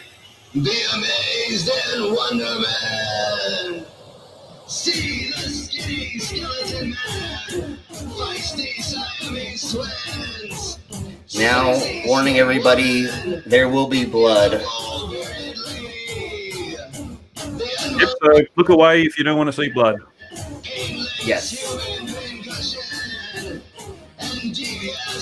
So these are hypodermic needles that I'm piercing my throat with. They're just the tips, obviously, and not the full needle. I actually did this when I was a kid. I used to stick it through the skin of my hand and just the top layer. Yeah, that's pretty much what it is. It's just a surface piercing. So you can't really see what you're doing, whereas on my hand I could. Yeah, no, I usually end up poking my fingers trying to do this act because I can't see it. You see that question from Where's Wally there? No, because I'm on full screen. Oh, okay. Have you had an endoscopy and did you need sedation? I haven't had one, but I am willing to take one if you're going to do it for free. Dora says, just the tip. That is just the tip too much. Yeah. I want to take x-rays while I'm swallowing my sword and while I'm doing some of my acts. I want to get x-rays of that.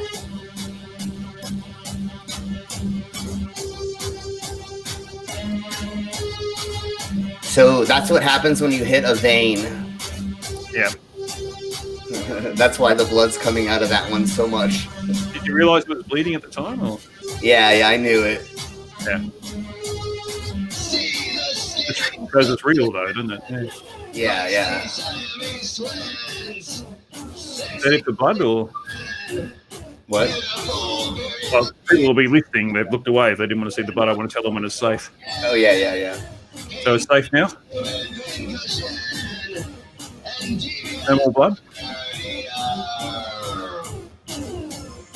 No.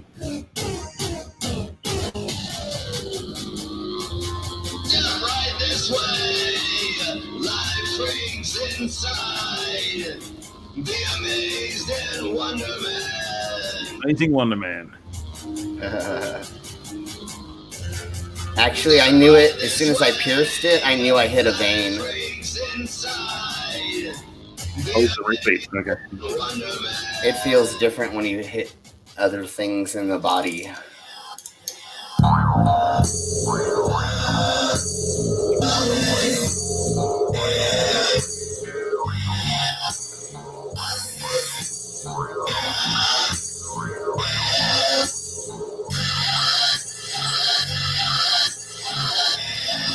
I wasn't drunk enough, so I didn't roll the vein out of my body or out of the needle's way.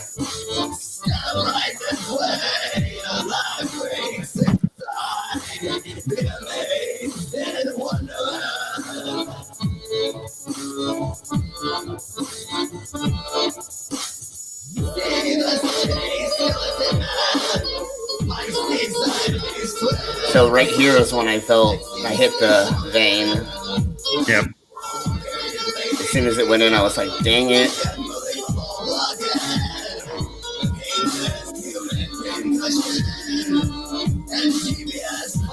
But the thing about hollow needles is they're made to close as soon as they're taken out of the body. That's why they use them for injections. So you really don't have to worry about it if you bleed a little bit, because you're not going to bleed out from it. Yeah. Even if it was a artery, it'd just be a leak. Yeah, all you got to do is put a little bit of pressure on it, and then the body will coagulate the blood, and then it'll close. So, but that's the reason why there's no blood on anything else except for that one, because that one hit a vein. It wasn't an artery; it was a vein. Yep. And they're all sterile needles, I hope. Yeah. They were all individually wrapped and sterilized and all that stuff. I don't reuse needles or anything like that. They're all throwaway. They should be. Yeah, exactly. I feel kind of wasteful that, you know, a piece of metal gets only used once, but that's how safety works. So, Yeah. I mean, And yeah, sterility. Yeah. yeah. So, I mean, So yeah, it also said you're a time traveler from 4020. yes. What's it like in 4020? There is a lot less food. We have bags of nutrient that you rip open and you suck down instead of actually eating. So it's like McDonald's. Yeah, kind of. Yeah, there you go. Faxy's asking how long between shows I have to wait. Actually, when I was doing this, I was doing 3 shows a day for 4 days straight, every weekend for 3 months straight. So I like to take 2 weeks in between shows, but when I'm actually on the convention circuit and we're touring and stuff, I do a show every night. And so, I mean, I end up looking like a pincushion, or I look like I have chicken pox because it hasn't had a chance to heal. But you don't have to do the same act every night, though, do you? You got lots of in your repertoire. You change it up. Unfortunately, like your ears and your nipples and the knife in the skull and swallowing a sword happens every night. But you can move around like where the piercings go or how you do other things. But like walking on glass, when I do the Denver County Fair, that's 4 days of 12 hours straight of standing on broken glass. So my feet end up with glass in them for the next 4 days, and I have to pick it out and stuff. So yeah, that's annoying. It matters on when and where, because if somebody brings you a contract for a couple $1,000s and you just did a show, you can't say no. You know what I'm saying? Like you may be broken and sore, but they give you a new contract and you're like, well, I guess we got to go do this, you know? You got to take work when you get it. Yeah, especially now that I haven't worked for 8 months. So anytime somebody's going to bring up a contract for me or do something, I'm going to do it as long as it's safe enough, you know? Yeah.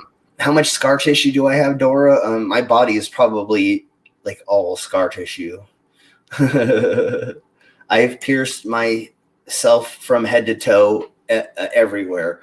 I believe that I won't do something to somebody else unless I've done it to myself. And I think that people in the chat know that I'm a dom and I work in the fetish industry. So I won't pierce somebody anywhere that I haven't pierced myself. So that means I've pierced myself from head to toe. So I'm pretty much a big layer of scar tissue. Actually, no, Gary, I don't take antibiotics to protect myself. Fortunately for me, my immune system seems to be holding up, and that's another reason I do what I do, is because my body seems to be able to handle everything. And not to mention the staples. Yeah, Dave, I use an industrial stapler and let people staple money to me. And I actually, for $100, let people staple my genitalia. Ooh. That makes me wince. So yeah, I go through a lot of abuse when I do these shows, but it's all for the entertainment of people. You know, whatever I can do to make your experience more fun, why should I not? You know, that's why you're here. Yeah. You paid money to come into my establishment, and I'm going to give you a good time. And if I didn't, then beat me up in the parking lot, and I'll let you. You know, I mean, exchange otherwise, yeah. Yeah. Because normally nobody complains about my shows afterward because we have burlesque, boylesque. It matters on where we do shows because we do all ages. And when we do that, I'll have a fortune teller. We have a snake charmer. So I mean, we critique to whatever atmosphere we're providing entertainment for. And I rarely have anybody walking away from my show saying that they didn't have a good time, unless they're really, really right wing or they're really, really religious, because I make fun of them on stage. And they're the people afterward who come to me and tell me they didn't have a good time. Yeah, it's frame of mind sometimes, isn't it? Well, I have the joke about I'm an illegal alien because I'm a time traveler, right? Yeah. Don't tell you are, yeah. But don't tell Trump oh wait, where's he going to deport me to? Oh wait, is he going to fix my time machine? So I did have that in my act the last 4 years.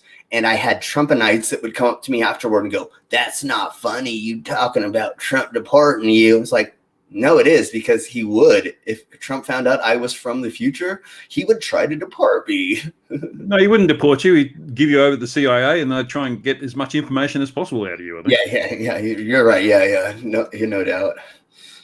Are you happy to be called a freak show? Is that a term you're happy with? Yeah, so my sideshow troupe is called Faded Freak Show. I embrace the word freak. I've been calling myself one since I was a teen. I began wearing a dress in public at 14 and putting on makeup around that same time, being a male. And people would always ask me what I am or how to categorize me. And I don't like categories, but if you were going to categorize me, I would call myself a living freak, or I am a freak. Yeah, I guess that's a circus term, but it seems to me you're more an extreme human. You're pushing the limits of what it is to be a human and your capabilities of your body. Yeah, and so there's different levels of sideshow entertainers. I'm a working freak, which means I have trained my body to become a weirdo. Where there are people that were born with deformities that are the king and queens of sideshow back in the day. And actually, I would be under a little person or somebody who had a twin or a deformity or something. I actually would work under them because they actually were a natural performer in that aspect. And the other thing that people misconstrue about the old world sideshow is they thought that the performers were being taken advantage of.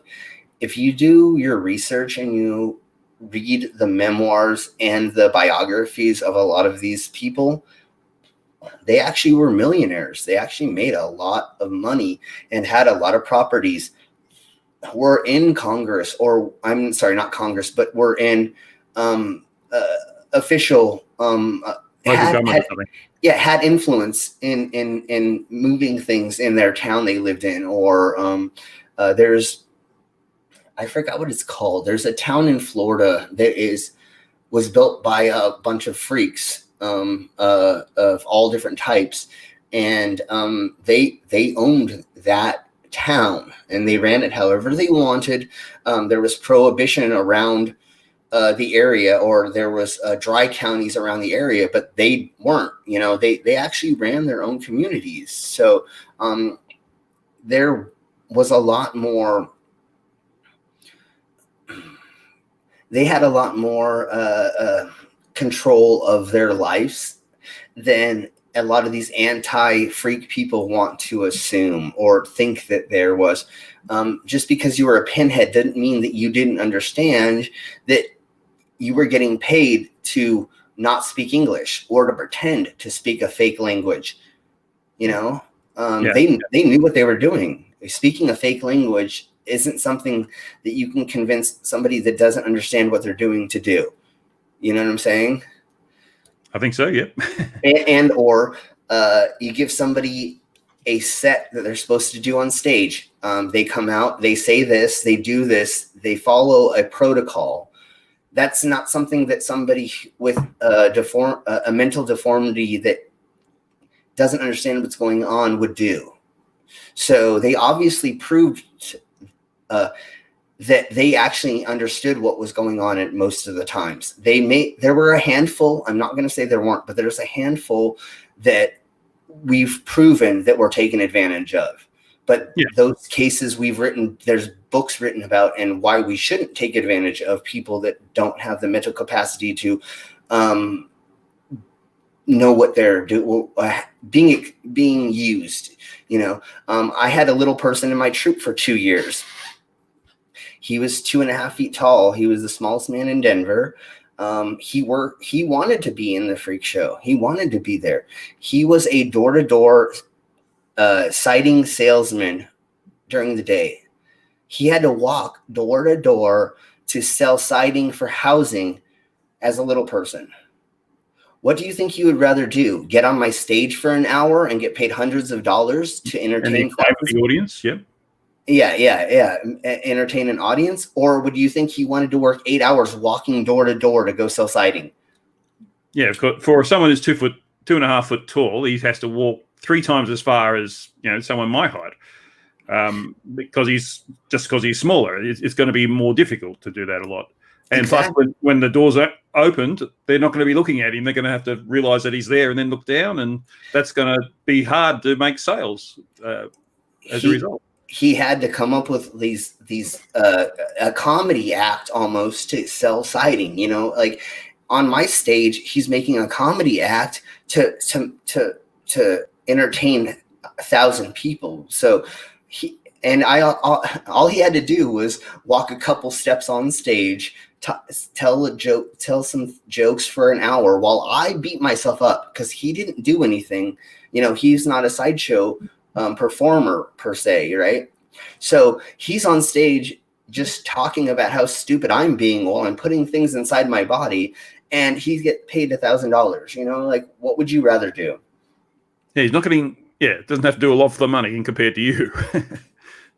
Well, or his day job is walking around for 8 hours, where I pay him for an hour of work to stand up to make fun of me. What would you do for a living? I'll do it for half the price. That's what I'm saying. So I actually made it so his life was easier than my life. So there's no way I'm taking advantage of him. But what happened once we got off stage?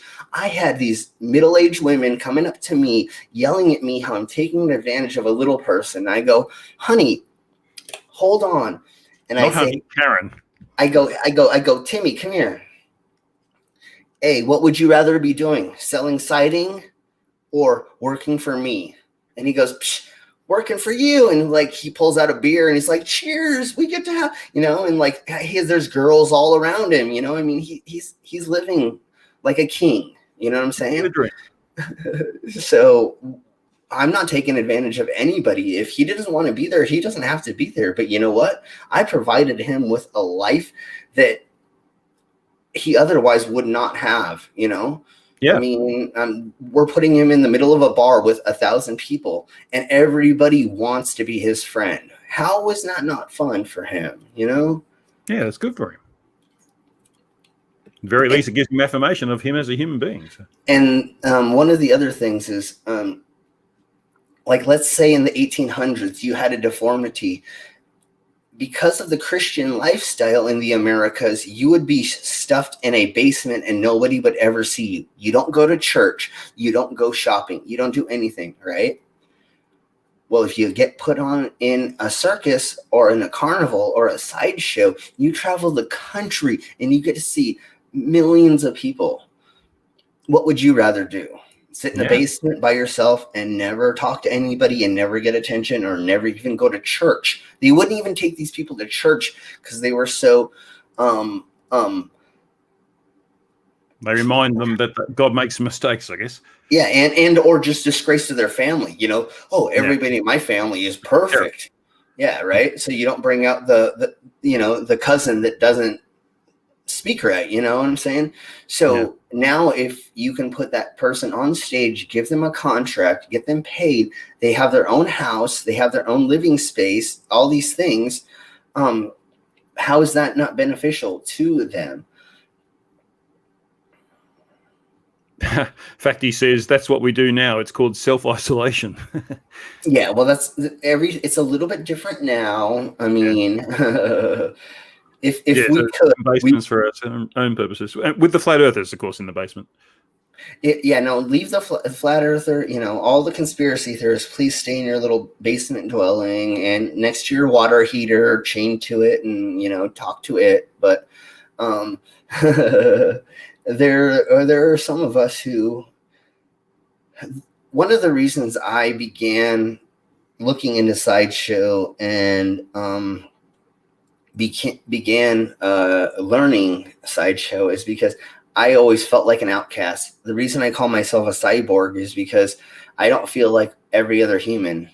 I don't feel male. I don't feel female. I don't feel human to some extent.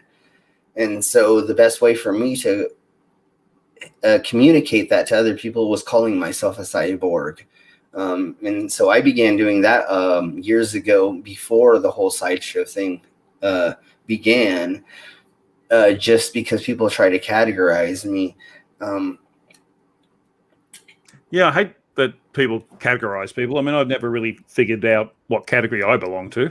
Yeah. And every human being is unique, so therefore, we belong to lots of categories. But there's never one that you should really assume that we are. And given any particular situation, our thoughts, well, just saw Dora's comment. I'll get to that in a minute. And I forgot my train of thought, so I will go back to Dora's comment. Yeah, that's good. Yeah, she said, "Why did you wish such sad things to happen to water heaters?" So a water heater is my cousin, and I really do not like him, so that's why. Yeah, but poor, inflicting Daniel Pratt on that water heater. I mean, geez. That's horrible. That's torture. Yeah, that's nobody should endure. Better than that. Yeah. I think what I was going to say, because you're saying how successful that the freaks are. I was told a long time ago that the way to get on in this world is figure out what everyone else is doing and do the opposite, because that's the hole in the market. What everyone else is doing is, oh, there you are. What everyone else is doing is, there's that market niche is already filled. So you do the things that aren't that aren't being done because they're available, and make them popular, and the market changes and it shifts over to the hole that you're filling. So and that's how you make money. So speaking of that, Devil, I went to college for electronic music production. So I was in bands and did music. 8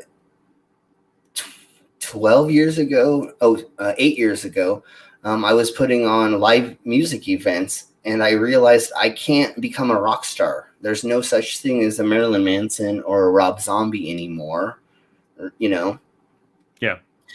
So I got mad and I said, what am I going to do? How am I going to get famous? How am I going to make money being an entertainer if you can't be a musician anymore, right?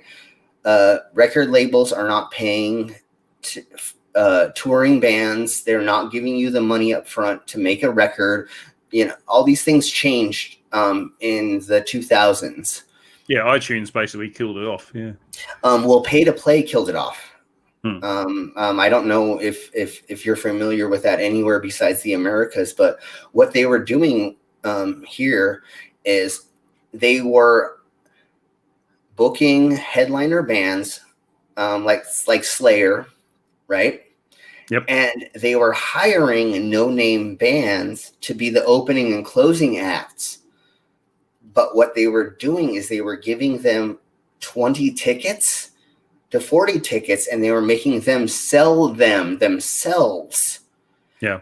To go see their show, to go see them, and then they were not paying them. What they were doing is you're only making money off of your ticket sales, but dude, they could sell 2,000 tickets. They gave you 50 tickets, and you're only making $5 off of each ticket. So what you were doing is you were actually filling the venue, because what they do is they get 3 to 4 openers, and they instead of the booking agents and the record companies paying money for advertising, they were having these no-name kids in a shitty band running around town selling the tickets instead. So they ruined getting actually paid unless you were a headliner. And they made you do all the legwork, and you were doing the advertising. And so these people were sitting back doing nothing. We began doing those things. And what we did is we were booking shows that were pay to play, and then we were sitting on the tickets and we wouldn't show up. So we were actually screwing them by having nobody show up to these headlining events. Mm-hmm. But again, what happened was I figured I could not make money off of this, right? So we started booking shows, and I booked punk bands and industrial bands, and during their set, during the headliner's set, I would jump up on stage randomly. It would look like this was all not planned. I would jump up on stage. I would grab beer bottles that were hidden behind the monitors on stage, which were empty beer bottles, and I would break the beer bottle over my head. I would eat the glass, and I would slash my chest open live on stage. That would ruin your tattoo, wouldn't it? Well, I didn't have this at the time. Yeah. And I still have scars, and my nipple has a scar across it because I actually cut open my nipple live on stage. That would have hurt. Oh yeah, no, it was not fun at all. It sucked really bad. That was the beginning of my sideshow career. I was doing these really, really horrible acts to myself, like Gigi Allen did. And there's a handful of other punk and our musicians that did stuff. Marilyn Manson, you know. So I wasn't doing anything new per se. I was just doing something different. And I had began learning about sideshow at 14 years old, 15 years old. I saw a sideshow, and what I did is, yeah, Daniel Pratt should be one of my sideshow freaks for sure. See the man chained to the water heater. Yes. Anyways, getting back to, I saw a live sideshow. I saw a gentleman swallow a sword. I saw the snake charmer. I saw the tattooed freak, the gentleman tattooed from head to toe. And so what I began doing is I went to the libraries around town. And in San Diego, there's the largest Library of Congress, I think is what it's called. Maybe I'm wrong. It's been 20 years since I was there. But they had a 3-story library that had gazillions of books. I mean, just millions. So what I did is I went and found Aboriginal teachings of poking needles through cheeks and through body parts. I found people that were eating glass. And so what I did is I took Xeroxes of all these, because in the Library of Congress, you can't check out some books. You can certain books, but you can't all. So I would take Xerox copies of all these, and I would leave with a stack of yes, we do have EMTs at our events when we hire them most of the time. I'm trained in medical procedures, so I know how to close things if I need to. I got jumped by 6 gangsters, and I had my head split open, and I convinced an EMT, 3 police officers, and a surgeon that I could drive myself home and suture my head closed, because I know so much knowledge in the medical field. So we normally have enough medical support at these events when we do stuff. If I'm the only one doing crazy stuff, we don't have EMTs on hand. But if we're doing a fetish event, we have EMTs there on the ready. So in case anything happens, and we have lots of safety procedures ready. Like if we're doing rope tying, there will be 3 or 4 of us on the side with knives ready to cut somebody out, cut somebody down, and make sure that they're safe. If we do fire performances, we have a person on either side of the stage with a bucket of sand and a fire extinguisher and a safety blanket. So, I mean, there's lots of, no, that's fine, Gary. We have lots of safety procedures when we do these things. I've been doing this long enough to where we know. So after doing all the glass eating and breaking on stage, I slowly began taking out those notes that I had, all the Xerox copies, and I started training myself in lifting weights from my piercings, doing a couple other things. One night in Fort Collins, we were putting on a circus event. Gosh, my hair is just whatever. We were putting. You can't do a thing with it. Yeah. We were doing a circus night, and a gentleman was walking down the street with a bed of nails, a bucket of glass, and a bunch of other stuff. And we were putting on a circus night, and I wanted it to be a freak show night. And I asked him to come in. I said, I'll pay you $100 right now to do the show that you just did. And he was like, I was just on the street corner performing sideshow for money. He's like, I barely made any money. I said, if you come in here, I'll give you $100. So he laid on a bed of nails. I broke a cinder block over his chest while he's laying on the bed of nails. He pounded a 12-inch spike inside his skull. He ate a razor blade and spit it out all chewed up.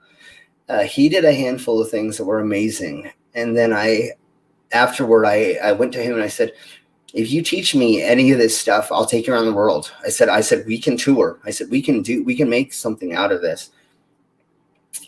Unfortunately for me, he was a meth head. I think I've said this before. I've been clean off of meth for 15 years. And this was 8 years ago. He kept getting in trouble with meth. He kept going to jail, and I had to kick him out. Fortunately for me, I had already learned what I needed to learn from him. But that was the beginning of my sideshow, or how I got into this from entertainment. Like, if you look behind me, there's an award for the DJ of the year for Focal MX. So I used to DJ and all that fun stuff. That's the one I was looking for. Always use safety pins to pierce yourself, says Dora. I used to use safety pins, but the problem is hollow needles go in and out of the body a lot easier. Solid pieces of metal. They're designed to do that, yeah. Yeah, it does not make it fun. When you pierce something with a solid piece of metal, it causes a coring. And that piece of coring can actually sit inside the body, not actually get pushed out. It can sit inside the body and make a keloid. And then you can actually have a medical problem from that. But I used to, when I was a teen, pierce myself all over with safety pins of all different sizes. So sorry, mate. It's 4:30 in the morning here. Yeah, so totally. We've been going for 3.5 hours, so even though we've still got 23 people watching, which is amazing, thank you all for coming and watching. I might call it a night and go to bed. I hear you. Cheers. I may jump on. If anybody's not subscribed to my channel, please do. I'm sure you all are. I mean, that's probably why you're here watching my dumbass. I might jump on and do a stream of some kind of gaming. I don't know what I'm going to do yet, but if you check my channel out in like 20 minutes, I'll probably be streaming something. Let me find your channel.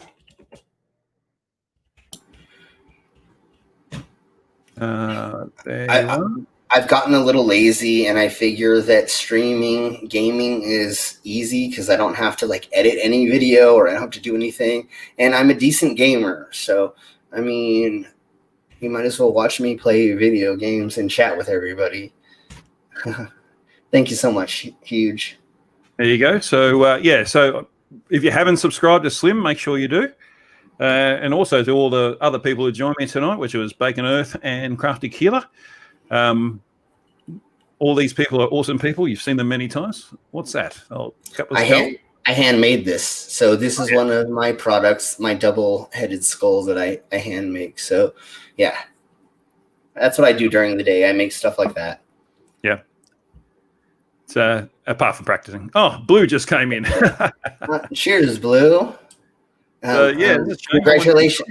Congratulations on all your stuff that you've done with your experiments there, Blue. Yeah, Blue proved that you can do it yourself. So all these flirts saying, "Oh, you can't show that." Well, Blue's doing it. Yeah, exactly, and I'm so excited and glad that you did that. I was watching it live, and it got a little slow for me. You moving the laser back and forth, so I'll have to re-watch it just to see. But I'm sure that you proved your point, and you know what you're doing. So I'm glad that you at least came in at the end. Yeah, it's always good to have Blue. He's a great bloke to chat to. So yeah, Oh, the Snark, of course, yes. Thank you, Ugly German Cruise. Yes, the Snark was on here too. Subscribe to his channel as well. I'll edit the description of this video once a bit later on, probably when I wake up. Yeah, totally. Right now, I'm going to go straight to bed. And so thank you for being on, Sim. Great to have a chat with you. We must do this again some other time. I love chatting to you. It's great. Yeah, just let me know, and I'll definitely come on for sure. Yeah, definitely. Awesome. All right. So thanks, everyone. Merry Christmas. I'm heading into Boxing Day. So we'll all hope you've had a wonderful Christmas with your families, and if you're able to see them, given the COVID restrictions and things like that. But there's lots of other ways of seeing people now with all the electronic means. So, and you can tell I'm rambling because I'm sleepy. So I'm going to go to bed. Good night, everyone. Thanks for being here. Bye. And end broadcast.